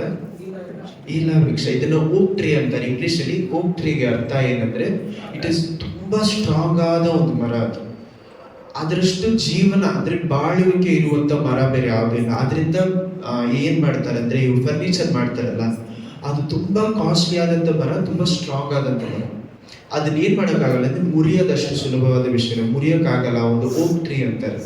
ಆ ಒಂದು ಮರದ ಕೆಳಗಡೆ ಗಿದಿಯೋನ್ ನಿಂತ್ಕೊಂಡಿರ್ತಾನೆ. ದೇವರು ಗಿದಿಯೋನ್ಗೆ ಒಂದು ವಾಕ್ಯ ಕೊಡುವಾಗ ಅವನು ಎಲ್ಲಿರ್ತಾನೆ ನೋಡಿ, ಕಂಟಿನ್ಯೂ ಮಾಡಿ. ಅವನ ಮಗನಾದ ಗಿದ್ಯೋನನಿಗೆ ಗೊತ್ತಾಗದ ಹಾಗೆ ಆ ಪಿಶಾಚೆ ಕೈಗಳಿಂದ ಅವನು ಬಚ್ಚಿಟ್ಕೊಂಡು ಏನ್ ಮಾಡ್ತಾ ಇರ್ತಾನೆ, ಅಲ್ಲಿನ ದ್ರಾಕ್ಷಿಯ ಅಲೆಯ ಮರೆಯಲ್ಲಿ ಗೋಧಿಯನ್ನು ಬಡಿಯುತ್ತಿದ್ದನು. ದ್ರಾಕ್ಷಿಯ ಏನದು, ದ್ರಾಕ್ಷಿ ಮರೆಯೊಳಗಡೆ ನಿಂತ್ಕೊಂಡು ಏನ್ ಮಾಡ್ತಾ ಇದ್ದಾನಂತೆ, ಗೋಧಿ ಬಡಿತಾನೆ. ಈ ದ್ರಾಕ್ಷಿಯ ಒಂದು ಏನದು, ಏನ್ ಹೇಳ್ತಾ ಇದಾರೆ, ದ್ರಾಕ್ಷಿ ಆ ವಾಕ್ಯ ಇನ್ನೊಂದ್ಸತಿ ಹೋಗಿ ಮಂಜು. ಗಿದ್ಯೋನನು ಮಿದ್ಯಾನನಿಗೆ ಗೊತ್ತಾಗದ ಹಾಗೆ ಅಲ್ಲಿನ ದ್ರಾಕ್ಷಿಯ ಅಲೆ. ಇದನ್ನ ಇಂಗ್ಲಿಷ್ ಅಲ್ಲಿ ವೈನ್ ಪ್ರೆಸ್ ಅಂತ. ವೈನ್ ಪ್ರೆಸ್ ಏನ್ ಅರ್ಥ ಅಂದ್ರೆ ಯಾವ ರೀತಿ ಇರುತ್ತೆ ಅಂದ್ರೆ, ಒಂದು ಲ್ಯಾಂಡ್ ಇದೆಯಲ್ಲ, ಲ್ಯಾಂಡ್ ಕೆಳಗಡೆ ಒಂದು ಡಿಗ್ ಮಾಡಿರ್ತಾರೆ, ಸ್ವಲ್ಪ ಒಂದು ಗ್ಯಾಪ್ ಇರೋ ತರ. ಇಲ್ಲ, ಇವಾಗ ಬರಿಯಲ್ ಸೈಡ್ಗೆ ಏನ್ ಹೇಳ್ತೀರಾ, ಬರಿ ಮಾಡ್ತಾರಲ್ಲ, ಮಣ್ಣು ಮಾಡೋದಕ್ಕೆ ಅಲ್ಲಿ ಏನ್ ಮಾಡ್ತಾರ, ಹಳ್ಳ ಮಾಡಿರ್ತಾರ, ಕರೆಕ್ಟ್ ಹಳ್ಳ. ಈ ಒಂದು ಹಳ್ಳದ ಒಳಗಡೆ ಏನ್ ಮಾಡ್ತಾ ಇರ್ತಾನೆ, ಅವನು ಗೋಧಿ ಬಡಿತಾ ಇರ್ತಾನೆ. ಅಲ್ಲಿ ಆಕ್ಚುಲಿ ಏನಿರ್ಬೇಕು, ದ್ರಾಕ್ಷಿ ಇರ್ಬೇಕು. ದ್ರಾಕ್ಷರಸ ಮಾಡುವಂತ ಒಂದು ಜಾಗವನ್ನು ಏನ್ ಹಳ್ಳ ತರ ಮಾಡಿರ್ತಾನೆ, ಒಂದು ದೊಡ್ಡ ಹಳ್ಳ ತರ ಮಾಡಿ ಅದು ಒಳಗಡೆ ನಿಂತ್ಕೊಂಡು ಅವ್ನು ಏನ್ ಮಾಡ್ತಾ ಇದ್ದಾನೆ, ಗೋಧಿ ಬಡಿತಾ ಇದ್ದಾನೆ. ಇಂಥ ಗೋಧಿಯನ್ನು ಅವನು ಬಡಿತಾ ಇರ್ಬೇಕಾದ್ರೆ ಏನಕ್ಕೋಸ್ಕರ ಮಾಡ್ತಾ ಇದ್ದಾನೆ, ಬಚ್ಚಿಟ್ಕೊಂಡು. ಎಲ್ಲಿ ಪಿಶಾಚ ಅಂದ್ರೆ ಮೀದ್ಯಾನ್ ಜನರು ಬಂದು ಆ ಒಂದು ಗೋಧಿಯನ್ನೆಲ್ಲ ಹೊಡ್ಕೊಂಡು ಹೋಗ್ಬಿಡ್ತಾರ ಅಂತ ಭಯದಿಂದ ಭೂಮಿಯ ಕೆಳಗಡೆ ನಿಂತ್ಕೊಂಡು ಏನ್ ಮಾಡ್ತಾ ಇದ್ದಾನೆ, ಭಯದಿಂದ ಗೋಧಿಯನ್ನು ಇದು ಮಾಡ್ತಾ ಇದ್ದಾನೆ. ದೇವರು ತನ್ನನ್ನು ಹುಡುಕಿಕೊಂಡು ಬರ್ಬೇಕಾದ್ರೆ, ಒಂದು ದೇವದೂತನ ಫಾರ್ಮ್ ಅಲ್ಲಿ ಬರ್ಬೇಕಾದ್ರೆ ಗಿದ್ಯೋನ್ ಏನ್ ಮಾಡ್ತಾ ಇದ್ದ, ಎಲ್ಲಿದ್ದ, ಒಂದು ವೃಕ್ಷದ ಕೆಳಗಡೆ ತನ್ನ ಕೆಲಸವನ್ನು ತಾನು ಮಾಡ್ತಾರೆ. ನಮ್ಮ ಜೀವನದಲ್ಲಿ ದೇವರು ನಮ್ಮನ್ನ ಹುಡುಕಿಕೊಂಡು ಬರುವಾಗ, ದೇವ್ರು ನಮ್ಮ ಕೊಟ್ಟಿರುವಂತ ಕೆಲಸವನ್ನು ನಾವು ಮಾಡ್ತಾ ಇಲ್ಲ ಅಂದ್ರೆ ದೇವ್ರು ಹಂಗೆ ನೋಡ್ಬಿಟ್ಟು ಹಂಗೆ ಹೋಗ್ಬಿಡ್ತಾರೆ. எனக்கு கொடுத்த வேலையை நான் சரியா பார்க்கலன்னா, ஆண்டவர் என் வாழ்க்கையில வரும்போது எனக்கு கொடுத்த வேலையை நான் சரியா பார்க்கலன்னா, ಇಷ್ಟೇ ಎವಡೋ ಕಷ್ಟமா இருக்கட்டும், ಇಷ್ಟೇ ಕಷ್ಟವಾಗಿರಲಿ, ಆದ್ರೆ ದೇವರು ಕೊಟ್ಟಂತ ಕೆಲಸ, ஆண்டவர் என் வாழ்க்கையில கொடுத்த வேலையை நான் பார்க்கலன்னா ஆண்டவர் என்னை பார்த்துட்டு அப்படியே போயிடுவார். ஏன்னா இருக்கிறதே இவனால பார்த்துக்க முடியல, சரியா வேலை பார்க்க மாட்டேன்ற, ಇವನಿಗಿಟ್ಟ ಇನ್ನೂ ಕೊಡ್ತಾ என்ன பண்ணுவான், சரியா வேலை பார்க்க மாட்டான். ಇರೋದನ್ನೇ ಇವ್ನು ಸರಿಯಾಗಿ ಕೆಲಸ ಮಾಡ್ತಾ ಇಲ್ಲ, ಇವನ ಹತ್ರ ನಾನು ಇನ್ನೂ ಕೊಟ್ರೆ ಏನ್ ಮಾಡ್ತಾನೆ, ಇನ್ನೂ ಸೋಮಾರಿ ಆಗ್ತಾನೆ. ದೇವ್ರು ಏನ್ ಮಾಡ್ತಾರೆ, ನೋಡ್ಬಿಟ್ಟು ಹಂಗೆ ಮುಂದೆ ಹೋಗ್ಬಿಡ್ತಾರೆ. ನಮ್ಮ ಜೀವನದಲ್ಲಿ ದೇವರು ನಮಗೆ ಆಶೀರ್ವಾದ ಕೊಡ್ಬೇಕಂದ್ರೆ ಇಷ್ಟೇ ಕಷ್ಟ ಆದ್ರೂ ಹುಟ್ಟಿರುವಂತ ಕೆಲಸವನ್ನು ಮಾಡ್ಬೇಕು. ನಾವು ಅದನ್ನ ಮಾಡದೇ ಇರುವಾಗ ದೇವರು ನಮ್ಮನ್ನು ನೋಡ್ಬಿಟ್ಟು ಹಂಗೆ ಮುಂದೆ ಹೋಗ್ಬಿಡ್ತಾರೆ. ಒಂದು ಮಾತು ಬರಲ್ಲ. ನಮ್ಮ ಎಷ್ಟೋ ಜನರ ಜೀವನದಲ್ಲಿ ದೇವರ ವಾಗ್ದಾನಗಳು ಇಲ್ಲದೆ ಇರುವುದಕ್ಕೆ ಕಾರಣ, ಎಷ್ಟೋ ಜನರಿಗೆ ವಾಗ್ದಾನಗಳೇ ಇಲ್ಲ. ನೀವು ದೇವರ ಜೊತೆ ಕೂತ್ಕೊಂಡು ಅನುದಿನೋ ಪ್ರಾರ್ಥನೆ ಮಾಡುವಾಗ ಸುಮ್ಮನೆ ಏನೋ ತಾನು ಅಂತ ಪ್ರಾರ್ಥನೆ ಮಾಡಬಾರ್ದು. ದೇವರೇ, ನಾನು ಈ ಕಷ್ಟದಲ್ಲಿ ಇದ್ದೀನಿ, ಇದು ವಾಗ್ದಾನ, ನನ್ನ ಜೊತೆ ಒಂದು ಒಡಂಬಡಿಕೆ ಮಾಡ್ಕೊಳ್ಳಿ ದೇವರೇ ಅಂತ ಎಷ್ಟೋ ಜನ ಪ್ರಾರ್ಥನೆ ಮಾಡ್ತೀವಿ. ಯಾಕಂದ್ರೆ ಅಬ್ರಹಾಮನ ಜೊತೆ ದೇವರು ಒಂದು ಒಡಂಬಡಿಕೆ ಮಾಡ್ಕೊಂಡ್ರು, ದಾವೀದನ ಜೊತೆ ದೇವರು ಒಡಂಬಡಿಕೆ ಮಾಡ್ಕೊಂಡ್ರು, ತನ್ನ ಜನರ ಜೊತೆ ಎಲ್ಲರ ಜೊತೆ ಒಂದು ಒಡಂಬಡಿಕೆ ಮಾಡ್ಕೊಂಡಿದ್ದ ದೇವರು, ನೀವು ಸಹ ನಿಮ್ಮ ಕುಟುಂಬದಲ್ಲಿ ಕೇಳಬೇಕು, ದೇವರೇ ನನಗೂ ನನ್ನ ಕುಟುಂಬಕ್ಕೂ ಏನು ಒಡಂಬಡಿಕೆ. ಒಡಂಬಡಿಕೆ ಅನ್ನೋದು ಒಂದು ಕವನೆಂಟ್ ತರ, ದೇವ್ರೇನು ಒಂದು ಅಗ್ರಿಮೆಂಟ್ ತರ, ದೇವರ ಜೊತೆ ಒಪ್ಪಂದ. ಈ ಒಂದು ಒಪ್ಪಂದ ಇಲ್ಲದೆ ಇರುವಂತ ಒಂದು ಕಾರಣದಿಂದ ನಮ್ಮ ಜೀವನದಲ್ಲಿ ಏನಿಲ್ಲ, ವಾಗ್ದಾನಗಳಿಲ್ಲ. ವಾಗ್ದಾನನೇ ಇಲ್ಲದೆ ಇರುವಾಗ ಏನ್ ಹಿಡ್ಕೊಂಡು ಏನ್ ಪ್ರಾರ್ಥನೆ ಮಾಡ್ತೀರಾ? ಇವಾಗ ಒಂದು ದೇವರು ಒಂದು ವಾಗ್ದಾನ ಕೊಟ್ಟಿದ್ರೆ, ಒಂದು ಪ್ರಾಮಿಸ್ ವರ್ಡ್ ಕೊಟ್ಟಿದ್ದಾರೆ ಅಂತ ತಿಳ್ಕೊಳ್ಳಿ. ನಿಮಗೆ ಕಷ್ಟ ಬರುವಾಗೆಲ್ಲ ಏನ್ ಮಾಡ್ಬೋದು, ದೇವರೇ ನೀವು ಕೊಟ್ಟಂತ ವಾಗ್ದಾನ ನನ್ನ ಜೀವನದಲ್ಲಿ ಯಾಕೆ ನೆರವೇರ್ತಾ ಇಲ್ಲ? ಯಾಕಂದ್ರೆ ದೇವರು ವಾಗ್ದಾನ ಕೊಡುವಾಗ ಜೊತೆಯಲ್ಲಿ ಏನ್ ಕೊಡ್ತಾರೆ, ಒಂದು ಕಟ್ಟಳೆಯನ್ನು ಕೊಡ್ತಾರೆ. ಈ ಒಂದು ಕಟ್ಟಳೆ ನಾವು ಕೀಳ್ಪಡಿತಾ ಇರಬೇಕಾದ್ರೆ ಅವ್ರು ತನ್ನ ವಾಗ್ದಾನಗಳು ತಾನು ನೆರವೇರಿಸ್ತಾರೆ. ಅದಕ್ಕೋಸ್ಕರನೇ ದೇವರ ಜೊತೆ ಒಂದು ಒಡಂಬಡಿಕೆ ಇರಬೇಕು, ಕುಟುಂಬವಾಗಿ ಒಂದು ಒಡಂಬಡಿಕೆ ಇರಬೇಕು. ದೇವರು ಒಬ್ಬೊಬ್ಬರಿಗೆ ಒಂದೊಂದು ಒಡಂಬಡಿಕೆ ಕೊಡ್ತಾರೆ. ಅಬ್ರಹಾಮನ ಜೊತೆ ಕೊಟ್ಟಂತ ಒಡಂಬಡಿಕೆಯನ್ನು, ನಿನ್ನ ಸಂತತಿಯನ್ನು ನಕ್ಷತ್ರಗಳ ತಾರೆಗಳಾಗಿ ನಾನು ಏನ್ ಮಾಡ್ತೀನಿ, ಹೆಚ್ಚು ಮಾಡ್ತೀನಿ ಅಂತ ವಾಗ್ದಾನ ಕೊಡ್ತಾರೆ. ಆಮೇಲೆ ಆ ರೀತಿ ನಿಮ್ಮ ಜೀವನದಲ್ಲಿ ದೇವರು ಏನು ವಾಗ್ದಾನ ಕೊಡ್ತಾ ಇದ್ದಾರೆ, ತನ್ನ ವಾಗ್ದಾನಗಳು ಬರುವಾಗ ನೀವೇನ್ ಮಾಡ್ತಾ ಇರ್ಬೇಕು, ನಿಮ್ಮ ಕೆಲಸ ನೀವು ಮಾಡ್ಬೇಕು. ದೇವರೇ, ನೀವು ವಾಗ್ದಾನ ಕೊಡುವವರೆಗೂ ನಾನು ಏನ್ ಮಾಡ್ತೀನಿ, ನಿಮ್ಮ ಜೊತೆ ನಡೀತೀನಿ. ದೇವರೇ, ನೀವು ಕೊಟ್ಟಂತ ಕೆಲಸವನ್ನು ಮಾಡ್ತಾ ಇರ್ತೀನಿ ಅಂತ ಹೇಳುವಾಗ ದೇವರು ಏನ್ ಮಾಡ್ತಾರೆ, ನಿಮ್ಮ ಕುಟುಂಬಕ್ಕೆ ಒಂದು ಪ್ರಾಮಿಸ್ ವರ್ಡ್ ಕೊಡ್ತಾರೆ ದೇವರು. ಆದರೆ ಆ ಪ್ರಾಮಿಸ್ ವರ್ಡ್ ಏನ್ ಮಾಡಲ್ಲ, ತಕ್ಷಣ ನೆರವೇರಲ್ಲ. ದೇವರು ತನ್ನ ವಾಗ್ದಾನಗಳನ್ನು ಕೊಡುವಾಗ ಅದನ್ನ ಏನ್ ಮಾಡ್ತಾರೆ, ಪರೀಕ್ಷೆ ಮಾಡಿ ನೋಡ್ತಾರೆ. ಈ ವಾಗ್ದಾನವನ್ನು ಕೊಟ್ರೆ ಇವ್ ನೆಲೆಯಾಗಿ ನಿಂತ್ಕೊಳ್ತಾರ, if I fulfil my word will he stay with me. ಈ ವಾಗ್ದತ್ತನ ನೆರವೇರ್ತನೆ ಇவன் ಕೂಡ ಇರಬಹುದು. ಪರೀಕ್ಷೆ ಮಾಡ್ತಾರೆ. ಯೋಸೇಫಿನ ಜೀವನದಲ್ಲಿ ದೇವರು ಏನ್ ಮಾಡ್ತಾರೆ, ಸ್ಟಾರ್ಟಿಂಗ್ ಅಲ್ಲಿ ಮೊದಲು ಏನ್ ಮಾಡ್ತಾರೆ, ಒಂದು ಕನಸು ಕೊಡ್ತಾರೆ. ಸ್ಟಾರ್ಟಿಂಗ್ ಅಲ್ಲಿ ಯೋಸೇಫಿನ ಜೀವನದಲ್ಲಿ ಏನ್ ನಡೆಯುತ್ತೆ, ಒಂದು ಕನಸು. ಆ ಕನಸಿನಿಂದಾನೇ ನೆಕ್ಸ್ಟ್ ಏನಾಗುತ್ತೆ, ಅವ್ನ ಕನಸು ಬಂದಿದ್ದೇನೋ ನಡೆದಿದ್ ಯಾವಾಗ, ಇಷ್ಟೋ ವರ್ಷಗಳಾದವೆ, 20 ವರ್ಷ 30 ವರ್ಷ ಆದ್ಮೇಲೆ ಏನ್ ನಡೀತಾ, ಅವನ ಜೀವನದಲ್ಲಿ ಅದು ನಡೀತಾ ಇದೆ. ಆ ಒಂದಷ್ಟು ವರ್ಷಗಳು ಏನ್ ಮಾಡ್ತಾ ಇದ್ದ, ಒಂದು ಕನಸು ಇಟ್ಕೊಂಡು ಅವ್ನು ನೋಡ್ತಾ ಇದ್ದ. ನಮ್ಮ ಕನಸನ್ನ ವಾಕ್ಯನೇ ಕೊಟ್ಟಿದ್ದಾರೆ ದೇವರು. ನಿಮ್ಮ ಕುಟುಂಬದ ಜೊತೆ ಒಂದು ವಾಗ್ದಾನ ಮಾಡಿರ್ಬೇಕಾದ್ರೆ ಏನಾಗುತ್ತೆ, ಆ ವಾಗ್ದಾನ ಹಿಡ್ಕೊಂಡು ನೀವು ಪ್ರಾರ್ಥನೆ ಮಾಡ್ಬೋದು. ನಿಮಗೆ ಇಷ್ಟೋ ಜನರಿಗೆ ವಾಗ್ದಾನ ಇಲ್ಲದೆ ಇರುವಂತ ಒಂದು ಕಾರಣದಿಂದ ಏನ್ ಪ್ರಾರ್ಥನೆ ಮಾಡಿದೆ, ಏನು ಹೇಳ್ತಾರಲ್ಲ, ಎಲ್ಲೂ ಹೋಗ್ತಾ ಇದ್ದೀನಿ ಅಂತ ಒಂದು ಗುರಿನೇ ಇಲ್ಲದೆ ಅನುದಿನ ಪ್ರಾರ್ಥನೆ ಮಾಡ್ತಾ ಇರ್ತಾರೆ. ಗುರಿ ಇಲ್ಲದ ಪ್ರಾರ್ಥನೆಗಳು ವ್ಯರ್ಥ, ವಾಗ್ದಾನ ಇಲ್ಲದಂತ ಪ್ರಾರ್ಥನೆ ವ್ಯರ್ಥ, ವಾಕ್ಯಗಳು ಇಲ್ಲದಂತ ಪ್ರಾರ್ಥನೆಗಳು ವ್ಯರ್ಥ. ಬರೀ ಮಾತುಗಳು ಇಟ್ಕೊಂಡು ದೇವ್ರಿಗೆ ಏನು ಉಪಯೋಗ ಇಲ್ಲ. ನಮ್ಮ ಮಾತುಗಳು ಯಾಕೆ, ನಾನು ಒಂದು ಮಾತು ಆಡೋದಕ್ಕೆ ಮೊದಲೇ ನನ್ನ ಮನಸ್ಸಲ್ಲಿರುವಂತ ಪ್ರಾರ್ಥನೆ ಅವರು ಗೊತ್ತು. ನಾನು ಎಲ್ಲ ಹೇಳ್ಬೇಕು ಅಂತ ಅಲ್ಲಿ ಉಪಯೋಗನೇ ಇಲ್ಲ. ವಾಗ್ದಾನಗಳನ್ನು ಇಟ್ಕೊಂಡು ಪ್ರಾರ್ಥನೆ ಮಾಡಬೇಕು. ದೇವರೇ ನೀವು ವಾಗ್ದಾನ ಕೊಟ್ರಿ, ನನ್ನ ಸಿಚುವೇಶನ್ ಈ ರೀತಿ ಇದೆ, ಅದೇ ನೀವು ಕೊಟ್ಟಂತ ವಾಗ್ದಾನ ಇದೆ, ನೆರವೇರಿಸಿದ್ದೀವ್ರಿ. ಯಾಕಂದ್ರೆ ದೇವ್ರ ಜೊತೆ ನಾವು ಜಗಳ ಆಡ್ಬೋದು ವಾಗ್ದಾನ ಇಟ್ಕೊಂಡು. ವಾಗ್ದಾನ ಇಲ್ಲ ಅಂದ್ರೆ ದೇವ್ರ ಜೊತೆ ಜಗಳ ಆಡಕ್ಕಾಗಲ್ಲ. ಜಗಳ ಆಡಕ್ಕಾಗಂದ್ರೆ ನಾವೇನ್ ಮಾಡಕ್ಕಾಗಲ್ಲ, ದೇವ್ರ ಜೊತೆ ಪ್ರಾರ್ಥನೆ ಮಾಡಕ್ಕಾಗಲ್ಲ. ವಾಗ್ವಾದ ಮಾಡಕ್ಕೆ ಏನಂತ, ದೇವ್ರೆ ನೀವು ಕೊಡುತ್ತ ವಾಗ್ದಾನ ಇದೆಯಾ, ಯಾವ ವಾಕ್ಯ ನೆರವೇರ್ತದೆ, ಹೆಂಗ್ ಪ್ರಾರ್ಥನೆ ಮಾಡ್ತೀರಾ? ವಾಗ್ದಾನ ಒಂದು ಪ್ರಾಮಿಸ್ ಇದೆ, ಏನಂತ ಪ್ರಾರ್ಥನೆ ಮಾಡ್ತೀರಾ? ಅನುದಿನ ಏನಂತ ಪ್ರಾರ್ಥನೆ, ಏನು ದೇವ್ರೆ ನನಗೆ ಏನ್ ಕೊಡಿ, ನನ್ನ ಕುಟುಂಬಕ್ಕೆ ಒಂದು ಸುರಕ್ಷಿತವಾಗಿ ಇಟ್ಕೊಳ್ಳಿ, ಇದು ಮಾಡಿ. ನಾನು ತಪ್ಪಾದ ಪ್ರಾರ್ಥನೆ ಅಂತ ಹೇಳ್ತಾ ಇಲ್ಲ. ಕುಟುಂಬದ ಮೇಲೆ ಸುರಕ್ಷಿತವಾಗಿಡುವುದು, ಆಶೀರ್ವಾದ ಕೊಡೋದು ಎಲ್ಲ ಒಳ್ಳೆ ಪ್ರಾರ್ಥನೆ. ಆದ್ರೆ ಗುರಿ ಇರಬೇಕು. ನಿಮ್ಮ ಕುಟುಂಬಕ್ಕೂ ನಿಮಗೂ ಒಂದು ಗುರಿ ಇರಬೇಕು. ಇದನ್ನ ನಾನು ದೇವ್ರಿಗೋಸ್ಕರ ಮಾಡ್ಬೇಕು ಅನ್ನೋಂಥ ಗುರಿ ಇಲ್ಲದೆ ಇರುವಂತ ಜೀವನ, ದೇವ್ರು ನಮ್ಮೆಲ್ಲರಿಗೂ ಒಂದೊಂದು ಗುರಿ ಕೊಟ್ಟಿರ್ತಾರೆ. ಗುರಿ ಇಲ್ಲದೆ ಇರುವಂತ ಜೀವನ ವ್ಯರ್ಥ. ಏನೋ ಒಂದು ಮಾಡಬೇಕು ಅನ್ನೋಂಥ ಜೀವನ ಅಲ್ಲ. ಏನು ನಾನು ಇವತ್ತು ಹೋಗ್ಬೇಕು ಕೆಲಸ, ಹೋಗಿ ನಾನು ಏನ್ ಮಂತೆಂಟು ಬಂದ್ರೆ ಊಟ ಮಾಡಬೇಕು, ಬಿಲ್ ಕಟ್ಟಬೇಕು, ಬಾಡಿಗೆ, ಇದಲ್ಲೇ ನಮ್ಮ ಜೀವನ ಓಡ್ತಾ ಇದ್ರೆ ಇವಾಗ ತಾನೇ ದೇವರಿಗೋಸ್ಕರ ಕೆಲಸ ಮಾಡಕ್ ಪ್ರಾರಂಭಿಸ್ತೀವಿ. ನಾನು ಎಲ್ಲರೂ ಸೇವೆ ಮಾಡಿ ಅಂತ ಹೇಳ್ತಾ ಇಲ್ಲ. ದೇವ್ರು ನಿಮಗೊಂದು ಕೆಲಸ ಕೊಟ್ಟಿರ್ತಾರಲ್ಲ, ಏನ್ ಆ ಕೆಲಸ? ಎಷ್ಟು ಜನ ಕೇಳ್ತಾ ಇದ್ರು. ನಿಮಗೊಂದು ಗುರಿ ಇಲ್ಲದೆ ಇರುವಂತ ಕಾರಣದಿಂದಾನೇ ನಿಮ್ಮ ಜೀವನದಲ್ಲಿ ಏನ್ ಮಾಡ್ತಾ ಇದೀವಿ ಅಂತಾನೆ ಗೊತ್ತಾಗ್ತಾ ಇಲ್ಲ ಎಷ್ಟೋ ಜನರಿಗೆ. ನಾನು ಏನಕ್ಕೆ ತಾನೇ ಕೆಲಸ ಮಾಡ್ತಾ ಇದ್ದೆ ಅಂತ ಅರ್ಥ ಆಗ್ತಾ ಇಲ್ಲ. ಆ ಕೆಲಸವನ್ನೇ ಏನಕ್ಕೆ ಮಾಡ್ತಾ ಇದ್ದ ಅರ್ಥ ಆಗದೆ ಹೋದ್ರೆ, ನಮ್ಮ ಜೀವನದಲ್ಲಿ ಗುರಿ ಇಲ್ಲದೆ ಹೋದ್ರೆ ದೇವರಿಗೋಸ್ಕರ ಕಷ್ಟ ಪಡೋದಕ್ಕೆ ಸಾಧ್ಯ ಇಲ್ಲ. ವಾಗ್ದಾನಗಳಿಲ್ಲದೆ ಹೋದ್ರೆ ದೇವರಿಗೋಸ್ಕರ ಕಷ್ಟ ಪಡೋದಕ್ಕೆ ಸಾಧ್ಯ ಇಲ್ಲ. ಏನಕ್ಕೆ ಕಷ್ಟ ಪಡ್ತೀನಿ ಅಂತ ತಿಳಿದುಕೊಂಡು ಕಷ್ಟ ಪಡ್ಬೇಕು ನಾವು. ಏನೋ ತಾನು ಅಂತ ಏನ್ ಮಾಡಬಾರ್ದು, ಕಷ್ಟ ಪಡ. ಕಂಟಿನ್ಯೂ ಮಾಡಿ ವಾಕ್ಯ. ಗಿದಿಯೋನ್ ತನ್ನ ಕೆಲಸವನ್ನು ತಾನು ಮಾಡ್ತಾ ಇರ್ತಾನೆ. ಗೀತೆಯನ್ನು ನಿಂದನೆ ಗೊತ್ತಾಗದ ಹಾಗೆ ಅಲ್ಲಿನ ದ್ರಾಕ್ಷಿಯ ಆಳೆಯ ಮನೆಯಲ್ಲಿ ಗೋಧಿಯನ್ನು ಕುಡಿಯುತ್ತಿದ್ದನು. ಕರ್ತನ ದೂತರು ಗಿದ್ದೋನಿಗೆ ಪ್ರತ್ಯಕ್ಷವಾಗಿ ಅವನಿಗೆ ಪರಾಕ್ರಮಶಾಲಿ, ಕರ್ತರು ನಿನ್ನ ಸಂಗಡ ಇದ್ದಾರೆ ಅಂದರು. ಆಗ ಗಿದ್ಯೋನನು ಅವನಿಗೆ, ಕರ್ತರೇ, ದೇವರೇ, ನಮ್ಮ ಸಂಗಡ ಇದ್ದರೆ ನಮಗೆ ಇದೆಲ್ಲ ಯಾಕೆ ಸಂಭವಿಸಿತ್ತು? ನೋಡಿ, ಗಿದ್ಯೋನ್ ಏನ್ ಹೇಳ್ತಾನೆ, ಮೊದಲನೇ ಪ್ರಶ್ನೆಯನ್ನು ಆ ಒಂದು ಮನುಷ್ಯ ಬಂದು ದೇವ್ರೆ ಅಂದ್ರೆ ಏನಂತ ಕೇಳ್ತಾನೆ. ದೇವ್ರು ನೋಡಿ ಆ ಒಂದು 12ನೇ ವಾಕ್ಯದಲ್ಲಿ ಏನ್ ಹೇಳ್ತಾರೆ ಗಿದ್ಯೋನ್ ನೋಡಿ, ಕರ್ತನ ದೂತನು ಗಿದ್ಯೋನಿಗೆ ಪ್ರತ್ಯಕ್ಷವಾಗಿ ಅವನಿಗೆ, ಪರಾಕ್ರಮಶಾಲಿಗೆ, ಕರ್ತರು ನಿನ್ನ ಸಂಗಡ ಇದ್ದಾರೆ. ನೋಡಿ, ಮೊದಲನೇ ವಾಕ್ಯದಲ್ಲಿ ಏನ್ ಹೇಳ್ತಾ ಇದ್ರೆ, ಪರಾಕ್ರಮಶಾಲಿಯ ಕರ್ತರು. ಪರಾಕ್ರಮಶಾಲಿ ಏನ್ ಮಾಡ್ತಾ ಇದ್ದಾನೆ, ಅಮರ ಹೆಚ್ಚದ ಬಚ್ಚಿ, ಮಿದ್ಯಾನ ಹೆಚ್ಚದ ಬಚ್ಚಿ ಇಟ್ಕೊಂಡು ಏನ್ ಮಾಡ್ತಾ ಇದ್ದಾನೆ, ಗೋಧಿ ಬಡಿತಾ ಇದ್ದಾನೆ. ದೇವ್ರು ಅವ್ರನ್ನ ಏನ್ ಕರೀತಾ ಇದ್ದಾನೆ, ಪರಾಕ್ರಮಶಾಲಿ. ದೇವರು ನಮ್ಮನ್ನ ನಾವ್ ಎಲ್ಲಿದ್ದೀವೋ ಅದನ್ನ ಕರೆಯಲ್ಲ, ಏನಾಗಿ ಮಾರ್ಪಡ್ತೀವೋ ಅದನ್ನ ಕರೀತಾರೆ. ಆಮೇನ್, ಹಲ್ಲೆಲೂಯಾ. ದೇವರು ನಮ್ಮನ್ನ ಕರೆಯುವಾಗ ನಾವ್ ಯಾವ ಜಾಗದಲ್ಲಿ ಇದೀವೋ ಅದನ್ನ ನೋಡಿ ನಮ್ಮನ್ನ ಕರೆಯಲ್ಲ. ನಾವು ಭಿಕ್ಷೆ ಬೇಡ್ತಾ ಇರ್ಬೇಕಾದ್ರೆ ಜನರು ನಮ್ಮನ್ನ ನೋಡಿ ಏನಂತ ಕರೀತಾರೆ, ಭಿಕ್ಷೆಗನೇ ಅಂತ ಕರೀತಾರೆ. ಆದ್ರೆ ದೇವರು ನಮ್ಮನ್ನ ಏನಂತ ಕರೀತಾ ಇದ್ದಾರೆ, ನನ್ನ ಮಗಳೇ, ನನ್ನ ಐಶ್ವರ್ಯವಂತನೇ ಅಂತ ಕರೀತಾರೆ. ಡಿಫ್ರೆನ್ಸ್ ಹೇಳ್ತಾ ಇದ್ದೀನಿ.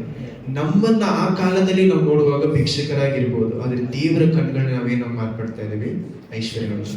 ಆಮೇಲೆ ಅದನ್ನೇ ತುಂಬಾ ಹೇಳಿತನದಲ್ಲಿ ಭಯದಲ್ಲಿ ಇದ್ದಂತ ಗಿದ್ಯೋನ್ನ ನೋಡಿ ದೇವ್ರು ಏನ್ ಹೇಳ್ತಾ ಇದ್ದಾರೆ, ಪರಾಕ್ರಮಶಾಲಿಯೇ, ದೇವ್ರ ನಿನ್ನ ಜೊತೆ ಇದ್ದಾರೆ. ಆಮೇಲೆ ಅವನು ಪರಾಕ್ರಮಶಾಲಿಯಾಗಿ ಇರುವುದಕ್ಕೆ ಕಾರಣ ಏನು, ದೇವರವರ ಜೊತೆಲಿ ಇರುವಂತ ಕಾರಣದಿಂದ. ಆಮೇಲೆ ಇಲ್ಲದೆ ಹೋದ್ರೆ ಅವನೇನು, ಬೇರೆ ಒಂದು ಮನುಷ್ಯ, ಭಯ ಪಡುವಂತ ಒಂದು ಮನುಷ್ಯನನ್ನು ನೋಡಿ ದೇವ್ರು ಏನ್ ಹೇಳ್ತಾ ಇದ್ದಾರೆ, ಪರಾಕ್ರಮಶಾಲಿ. ಕಂಟಿನ್ಯೂ ಮಾಡಿ ವಾಕ್ಯ, 13ನೇ ವಾಕ್ಯ. ಆ ಗಿದ್ಯೋನನು ಅವನು, ಕರ್ತರೇ, ದೇವರೇ, ನಮ್ಮ ಸಂಗಡ ಇದ್ದರೆ ನಮಗೆ ಇದೆಲ್ಲ ಯಾಕೆ ಸಂಭವಿಸಿತ್ತು? ನಮ್ಮ ಹಿರಿಯರು ಕರ್ತರ ಅದ್ಭುತಗಳನ್ನು ನಡೆಸಿ ತಮ್ಮನ್ನು ಐಗುಪ್ತದಿಂದ ಬಿಡಿಸಿದ ಎಂಬುದಾಗಿ ವಿವರಿಸುತ್ತಿದ್ದರು. ಅಂತ ಅದ್ಭುತಗಳು ಈಗ ಎಲ್ಲಿವೆ? ಅವರು ನಮ್ಮನ್ನು ತಿರಸ್ಕರಿಸಿ ವಿಜ್ಞಾನದ ಕೈಗೆ ಒಪ್ಪಿಸಿಬಿಟ್ಟಿದ್ದಾರೆ. ಆಮೇಲೆ ನಿಮಿಷ ಇಲ್ಲೇನ್ ಹೇಳ್ತಾ ಇದ್ದಾರೆ ನೋಡಿ, ದೇವರು ಇದೆಲ್ಲ ಮಾಡಿದ್ದಾರೆ ಅಂತ ಹೇಳ್ತಾ ಇದಾರಲ್ಲ, ನಿಮ್ಮ ಜೀವನದಲ್ಲಿ ಇಂಥ ಒಂದು ಪ್ರಶ್ನೆ ಬರಲೇಬೇಕು.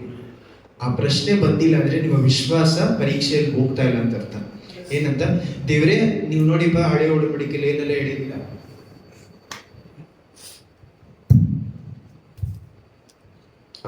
ದೇವರೇ ಹಳೆ ಒಡಂಬಡಿಕೆಯಲ್ಲಿ ನೀವು ಇನ್ನು ಸಮುದ್ರವನ್ನು 2 ಮಾಡಿದ್ದೀರಾ ದೇವರೇ, ಏನೆಲ್ಲೋ ಎಲ್ಲಿಂದನೋ ನೀರೆಲ್ಲ ಕೊಟ್ಟಿದ್ದೀರಾ, ಹಾಗಂದ್ರೆ ನೀವು ನನ್ನ ಜೊತೆ ಇದ್ದೀರಿ ಅಂತ ಹೇಳ್ತೀರಲ್ಲ, ಯಾಕೆ ನನ್ನ ಜೀವನದಲ್ಲಿ ನಡೀತಾ ಇಲ್ಲ ಅಂತ ನಮಗೆ ಪ್ರಶ್ನೆ ಬರಬೇಕು. ಬರದೇ ಹೋದ್ರೆ ನಮ್ಮ ವಿಶ್ವಾಸ ಪರೀಕ್ಷೆಗೊಳ್ತಾ ಇಲ್ಲ ಅಂತ ಅರ್ಥ. ವಿಶ್ವಾಸದ ಪರೀಕ್ಷೆ ಬರುವಾಗ ನಮ್ಮಲ್ಲಿ ಪ್ರಶ್ನೆ ಬರಲೇಬೇಕು. ಏನಂತ ಪ್ರಶ್ನೆ ಬರಬೇಕು? ದೇವರೇ ಯಾಕೆ ನನ್ನ ಜೀವನದಲ್ಲಿ ಇದು ನಡೀತಾ ಇದೆ? ಯಾಕೆ ನನ್ನನ್ನು ಬಿಟ್ಟು ದೇವ್ರು ದೂರ ಆಗಿದ್ದೀರಾ? ಈ ಪ್ರಶ್ನೆ ನಿಮ್ಮಲ್ಲಿ ಬರ್ತಾ ಇಲ್ಲ ಅಂದ್ರೆ ನಿಮ್ಮ ವಿಶ್ವಾಸ ಸರಿಯಾಗಿ ನಡೀತಾ ಇಲ್ಲ. ನಿಜವಾಗ್ಲೂ ನಾವು ದೇವರ ದಾರಿಯಲ್ಲಿ ನಡೀತಾ ಇದೀವಿ ಅಂತ ಪ್ರಶ್ನೆ ಕೇಳ್ಬೇಕು. ಯಾಕಂದ್ರೆ ದೇವರ ದಾರಿಯಲ್ಲಿ ನಡಿಬೇಕಾದ್ರೆ ತನ್ನ ಮಕ್ಕಳು ಎಲ್ಲರಲ್ಲೂ ಬಂದಂತ ಒಂದು ಪ್ರಶ್ನೆಯನ್ನು, ಯಾಕೆ ನನ್ನ ಜೀವನದಲ್ಲಿ ನಡೀತಾ ಇಲ್ಲ? ಮೋಸೆ ಅದನ್ನೇ ಕೇಳ್ತಾರೆ, ಅಬ್ರಾಹ್ಮನ್ ಅದನ್ನೇ ಕೇಳ್ತಾರೆ, ಎಲ್ಲರೂ ಜೀವನದಲ್ಲಿ ಹೇಳ್ತಾರೆ, ಯಾಕೆ ನನ್ನ ಜೀವನದಲ್ಲಿ ನಡೀತಾ ಇಲ್ಲ? ಗಿದಿಯೋನು ಯಾರು ನಡ್ಕೊಂಡು ಕೇಳ್ತಾ ಇದ್ರೆ, ಅಬ್ರಾಹ್ಮನ ಜೀವನದಲ್ಲಿ ನಡೆಸಿದ್ರಲ್ಲ, ಮೋಸೆಯನ್ನು ಇಟ್ಕೊಂಡು ಇದನ್ನ ನಡೆಸಿದ್ರಲ್ಲ, ಯಾಕೆ ನಮ್ಮ ಜೊತೆಲಿ ಯಾಕೆ ನಡೀತಾ ಇಲ್ಲ ಅಂತ ಗಿದಿಯೋನ್ ಪ್ರಾರ್ಥನೆ ಮಾಡಿ ಕೇಳ್ತಾ ಇದ್ದಾರೆ. ಕಂಟಿನ್ಯೂ ಮಾಡಿ. ಆತನು ನಮ್ಮ ತಿರಸ್ಕರಿಸಿ ವಿಜ್ಞಾನಕ್ಕೆ ಒಪ್ಪಿಸಿಬಿಟ್ಟಿದ್ರಲ್ಲ, ಅದನ್ನು ಕರ್ತರು ಅವನನ್ನು ಚೆನ್ನಾಗಿ ನೋಡಿ, ನಾನು ನಿನ್ನನ್ನು ಕಳುಹಿಸುತ್ತೇನೆ.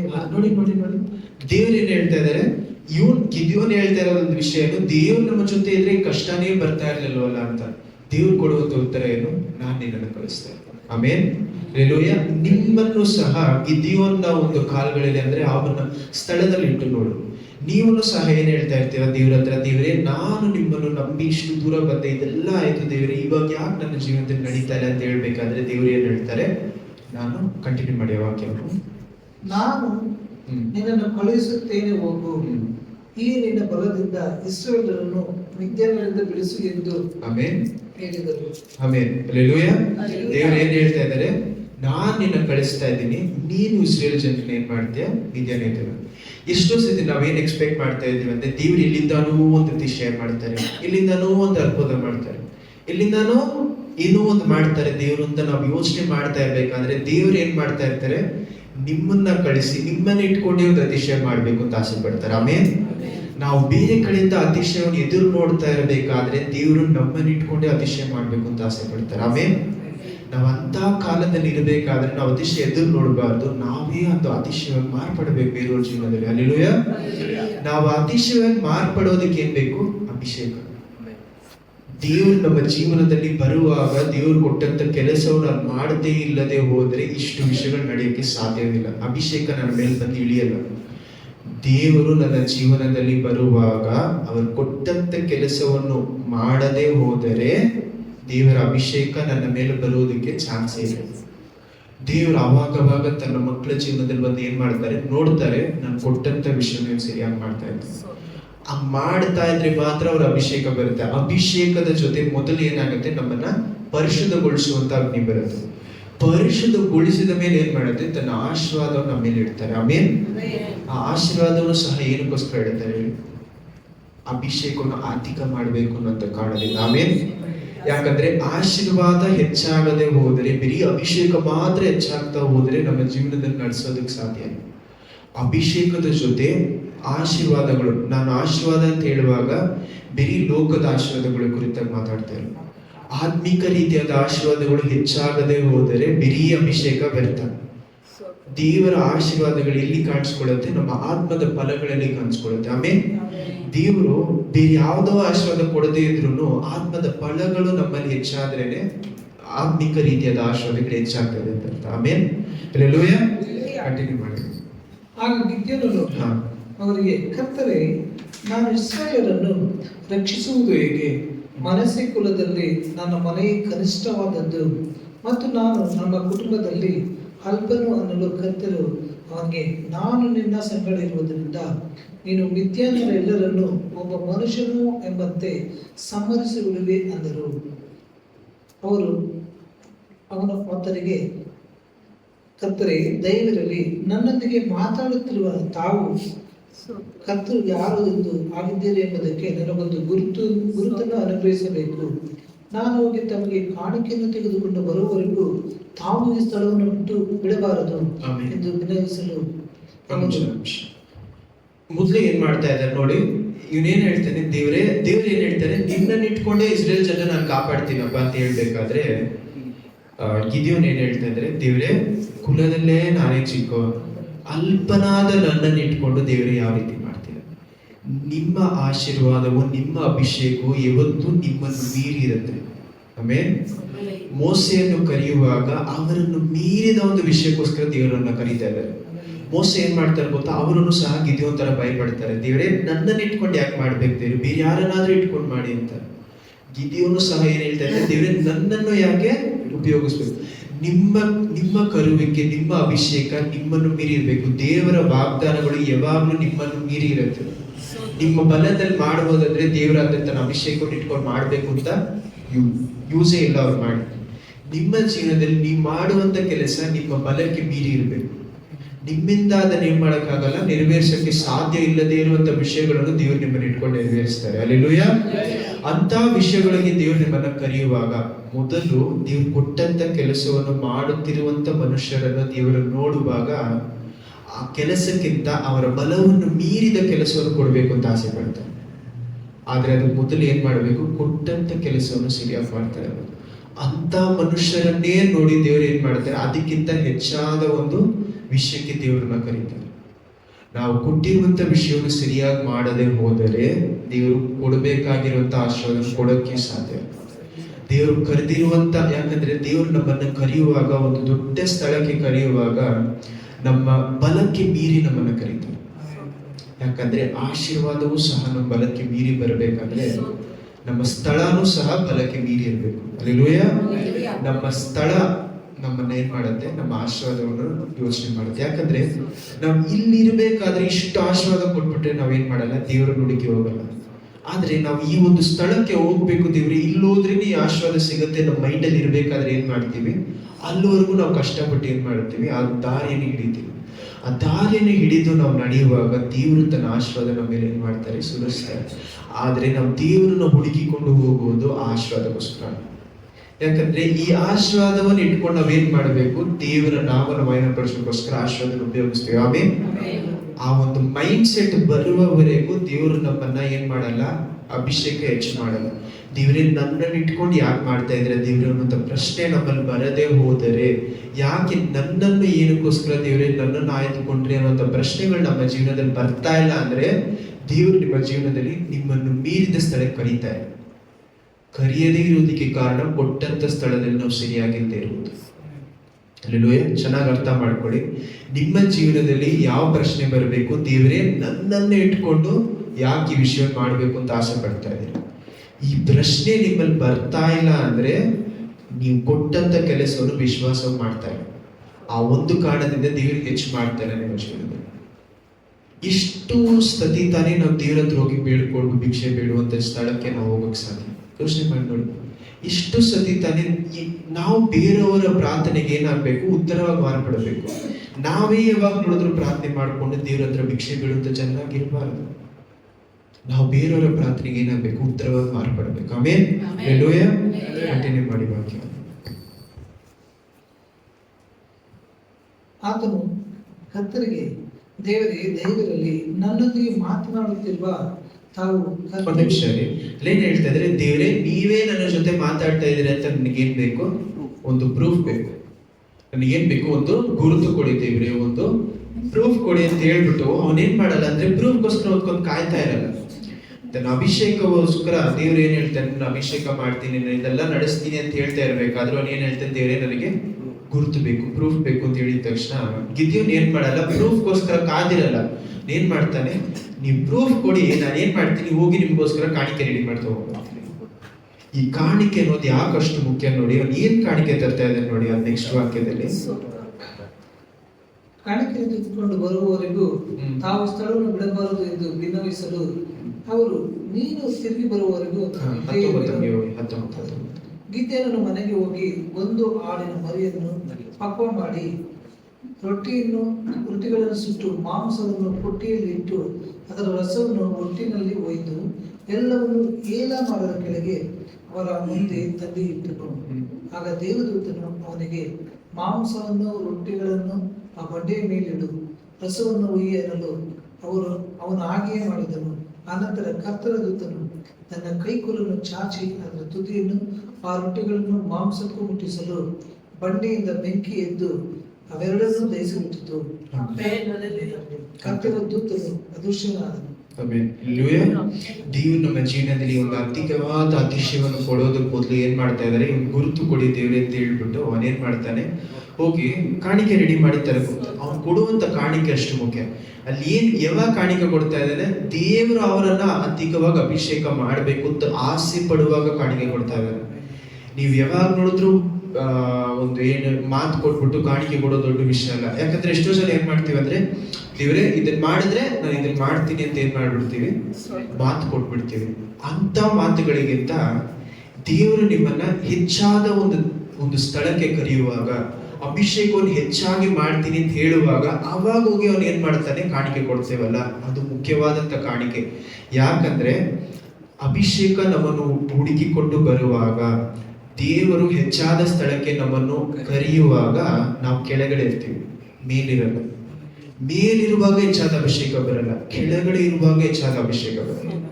ಕಷ್ಟ ಕಾಲದಲ್ಲಿ ಅಭಿಷೇಕ ಹೆಚ್ಚಾಗುವಾಗ, ಚೆನ್ನಾಗಿ ಅರ್ಥ ಮಾಡ್ಕೊಳ್ಳಿ, ಕಷ್ಟ ಕಾಲದಲ್ಲಿ ಅಭಿಷೇಕ ಹೆಚ್ಚಾಗುವಾಗ ದೇವರೇ ಆ ಗಿದ್ಯೋನ್ ಏನ್ ಮಾಡ್ತಾ ಇದ್ದಾನೆ, ಒಂದು ಕಾಣಿಕೆ ಕೊಡ್ತಾನೆ. ಅವ್ನು ಕೊಡುವಂತ ಕಾಣಿಕೆ ಅಷ್ಟು ಮುಖ್ಯ. ಯಾಕಂದ್ರೆ ಮೀದ್ಯಾನ್ ಜನರು ಬಂದು ಹೊಡೆದುಕೊಂಡು ಹೋಗಿರುವಂತ ವಿಷಯಗಳು ಯಾವುದು, ಫಲಗಳು, ಹಾಗಂದ್ರೆ ಅವರ ನೆಲದ ಫಲ, ಮತ್ತೆ ಏನ್ ಮಾಡ್ತಾರೆ, ಕುರಿಮರಿಗಳು, ಮೇಕೆಗಳು, ಅದೆಲ್ಲ ಉಡ್ಕೊಂಡು ಹೋಗ್ತಾನೆ. ಇವ್ನು ಕೊಡ್ತಾ ಇರುವಂತದ್ದೇನು, ಅವನ್ನೇ ಕೊಡ್ತಾರೆ. ಚೆನ್ನಾಗಿ ಯೋಚನೆ, ಅವನ ಹತ್ರ ಏನ್ ಇಲ್ಲವೋ, ಏನ್ ತುಂಬಾ ಕಡಿಮೆ ಆಗಿದೆಯೋ ಆ ಒಂದು ವಿಷಯವನ್ನು ಏನ್ ಮಾಡ್ತಾ ಇದ್ದಾನೆ, ಕಾಣಿಕೆ ಕೊಡ್ತಾರೆ. ನಮ್ಮ ಹತ್ರ ಹೆಚ್ಚಾಗಿರುವಂತ ವಿಷಯಗಳು ಎತ್ಕೊಂಡೋಗಿ ಅದನ್ನೇ ದೇವರೇನ್ ಹೇಳ್ತಾರೆ, ಆ ಒಂದು 2 ಗೋಲ್ಡ್ ಕಾಯಿನ್ ಆ ವಿಧವೆ ಕೊಡ್ತಾಳಲ್ಲ, ಏನು ಆ 2 ಚಿನ್ನದ ಒಂದು ಕಾಸು. ಇದು ಯಾವಾಗ ಮುಖ್ಯ ಅಂದ್ರೆ, ಆ ವಿಧವೆ ನಾರ್ಮಲ್ ಆಗಿ 2 ಚಿನ್ನದ ಕಾಸು ಕೊಟ್ಬಿಡೋ ದೊಡ್ಡ ವಿಷಯ ಅಲ್ಲ. ಯಾವಾಗ ಅವಳ ಹತ್ರ ಅದೇ ಕೊನೆಯದಾಗಿ ಇದ್ದಿರ್ಬೋದು, ಆದ್ರೆ ಅದು ಸ್ಪೆಷಲ್ ಆಗಿ, ಅಂದ್ರೆ ಅದು ತುಂಬಾ ಉತ್ತಮವಾಗಿ ಮಾರ್ಪಡಿದಂತ ಕಾರಣ ಏನಂದ್ರೆ, ಅವಳ ಅಭಿಷೇಕ ಅವಳ ಮೇಲೆ ಬರಬೇಕು ಅಂತ ಇರಬೇಕಾದ್ರೆ, ಅಂದ್ರೆ ನಾನು ಎಕ್ಸಾಂಪಲ್ ಹೇಳ್ತೇನೆ, ಗಿದ್ಯೋನ್ ಜೀವನದಲ್ಲಿ ಏನ್ ನಡೀತಾ ಇದೆ, ಅವನ ಮೇಲೆ ಅಭಿಷೇಕ ಬರಬೇಕು ಅನ್ನುವಂತ ಸ್ಥಳದಲ್ಲಿ, ಯಾಕಂದ್ರೆ ಅಭಿಷೇಕ ಎಲ್ಲಿ ಕರ್ಕೊಂಡು ಹೋಗುತ್ತೆ ಅವನನ್ನ, ಅವನ ಭಯದಲ್ಲಿ ಇರುವಂತ ಮನುಷ್ಯನನ್ನ ಧೈರ್ಯವಾದಂತ ಒಂದು ವೀರನಾಗಿ ಮಾರ್ಪಡಿಸುತ್ತೆ. ಅಲ್ಲೆಲೂಯಾ. ಅಂತ ಅಭಿಷೇಕ ಅವನ ಜೀವನದಲ್ಲಿ ಬರ್ತಾ ಇರ್ಬೇಕಾದ್ರೆ ಅವನ್ ಏನ್ ಮಾಡ್ತಾ ಇದ್ದಾನೆ, ನೀನ್ ಇದಕ್ಕೆ ಪ್ರೂಫ್ ಕೊಡಿದೇವ್ರೆ, ಅಷ್ಟೊತ್ತಿಗೆ ನಾನು ಏನ್ ಮಾಡ್ತೀನಿ, ಹೋಗಿ ನಾನು ನಿಮ್ಗೆ ಒಂದು ಕಾಣಿಕೆ ಮಾಡ್ತೀನಿ. ಅವ್ನು ಕೊಡ್ತಾ ಇರುವಂತ ಕಾಣಿಕೆಯನ್ನು ಅವನ ಹತ್ರ ಇರುವಂತ ಸ್ವಲ್ಪದಲ್ಲಿ ಅವನು ಏನ್ ಮಾಡ್ತಾ ಇದ್ದಾನೆ, ಕಾಣಿಕೆ ಕೊಡ್ತಾ ಇದ್ದಾನೆ. ದೇವರು ನಿಮ್ಮ ಜೀವನದಲ್ಲಿ ಅಭಿಷೇಕವನ್ನು ಕೊಡೋದಕ್ಕೆ ಬರುವಾಗ, ನಿಮ್ಮ ಅಲ್ಪದಲ್ಲಿ, ಆ ಸ್ವಲ್ಪದಲ್ಲಿ ನಾವು ದೇವರ ಹತ್ರ ಎತ್ತು ಕೊಡ್ತೀವಲ್ಲ, ಅದನ್ನು ನೋಡಿ ದೇವರು ಆಶೀರ್ವದಿಸ್ತಾರೆ. ದೇವರು ಆಶೀರ್ವದಿಸೋದು ಮಾತ್ರ ಅಲ್ಲ, ನಾನು ಯಾಕಂದ್ರೆ ಇದನ್ನ ತಪ್ಪಾಗಿ ಎಷ್ಟೋ ಜನ ತಿಳ್ಕೊಂಡು, ಸುಲಭವಾಗಿ ಕೊಡೋದು ಬೇರೆ ವಿಷಯ. ಹಾಗಾದ್ರೆ ನಮ್ಮ ಹತ್ರ ಹಣಕಾಸು ಕಡಿಮೆ ಇರುವಾಗ ನಾವು ಹಾಕೋದು ಒಂದು ವಿಷಯ, ನಾನು ಹೇಳೋದನ್ನ ಕೇಳಿ ಹಾಕೋದೊಂದು ವಿಷಯ. ಏನಂತ ಎಷ್ಟೋ ಜನ ಏನ್ ಮಾಡ್ಬಿಡ್ತಾರೆ ಅಂದ್ರೆ, ಇವಾಗ ನಾನು ಹೇಳಿದ ತಕ್ಷಣ ಏನ್ ಮಾಡ್ತಾರೆ, ನನಗೆ ಇವತ್ತು ಅಭಿಷೇಕ ಬೇಕು, ನಾನು ಏನ್ ಮಾಡ್ತೀನಿ, ಇಷ್ಟೇ 500 ರೂಪಾಯಿ ಇದೆ, 500 ರೂಪಾಯಿ ಎತ್ಕೊಂಡು ಹಾಕ್ಬಿಡ್ತೀನಿ. ಹಂಗ ಅಭಿಷೇಕ ಸಿಗಲ್ಲ. ದೇವರು ತನ್ನ ಅಭಿಷೇಕ ನಿಮ್ಮ ಜೀವನದಲ್ಲಿ ಕೊಡುವಾಗ, ಅಭಿಷೇಕ ಬರುವಾಗ ವಾಕ್ಯದ ಜೊತೆ ಬರುತ್ತೆ, ಬರೀ ಅಭಿಷೇಕ ಬರಲ್ಲ. ಚೆನ್ನಾಗಿ ಅರ್ಥ ಮಾಡ್ಕೊಳ್ಳಿ. ದೇವರು ನಿಮ್ಮನ್ನ ಹೆಚ್ಚಾಗಿ ಕರೆಯುವಾಗ ಏನ್ ಕೊಡ್ತಾರೆ, ವಾಕ್ಯ ಕೊಡ್ತಾರೆ. ವಾಕ್ಯವನ್ನು ಕೊಡುವಾಗ ನಿಮ್ಮ ಜೀವನದಲ್ಲಿ ಸ್ವಲ್ಪವಾಗಿರುವಂಥದ್ದು ಹಣಕಾಸು ಮಾತ್ರ ಅಲ್ಲ, ಎಷ್ಟೋ ಜನರಿಗೆ ಏನಾಗುತ್ತೆ ಅಂದ್ರೆ, ಪ್ರೀತಿ ಕಡಿಮೆ ಆಗಿರುತ್ತೆ, ಸಮಾಧಾನ ಕಡಿಮೆ ಆಗಿರುತ್ತೆ, ಜನರು ಫ್ರೆಂಡ್ಸ್ ಏನ್ ಹೇಳ್ತೀರಾ, ಸ್ನೇಹಿತರು ಕಡಿಮೆ ಆಗಿರ್ತಾರೆ. ಇಂಥ ಸ್ಥಳದಲ್ಲಿ ಅಭಿಷೇಕ ಹೆಚ್ಚಾಗುವಾಗ ದೇವರು ಏನನ್ನೋ ನಿಮಗೆ ಬಿಟ್ಟುಕೊಡು ಅಂತ ಹೇಳ್ತಾರೆ. ಏನೋನು ನನ್ನ ಕಾಣಿಕೆಯಾಗಿ ಬಿಟ್ಟುಕೊಡು ಅಂತ. ಇಂಥ ಸ್ಥಳಗಳೇ ನಿಮ್ಮ ಸ್ನೇಹಿತರನ್ನು, ನಿಮ್ಮ ತುಂಬಾ ಬೇಕಾಗಿರುವಂತ ವಿಷಯಗಳನ್ನ ಬಿಟ್ಟು ಕೊಡುವಾಗ, ಅಭಿಷೇಕಕ್ಕೋಸ್ಕರ ಬಿಟ್ಟು ಕೊಡುವಾಗ, ದೇವರು ಅದನ್ನ ಏನ್ ಮಾಡ್ತಾರೆ ಅಂದ್ರೆ, ಅಲ್ಲಿ ಏನ್ ಮಾಡ್ತಾ ಇದ್ರೆ, ಗಿದ್ಯೋನ ಹೋಗಿ ಅವನು ಏನ್ ಮಾಡ್ತಾನೆ, ಎಲ್ಲವನ್ನು ತಯಾರು ಮಾಡಿ ದೇವರಿಗೆ ಕಾಣಿಕೆಯಾಗಿ ಎತ್ಕೊಂಡು ಹೋಗಿ ಸಮರ್ಪಿಸ್ತಾನೆ. ಸಮರ್ಪಿಸಿದ ತಕ್ಷಣ ದೇವರು ಏನ್ ಮಾಡ್ತಾರೆ, ಅದನ್ನ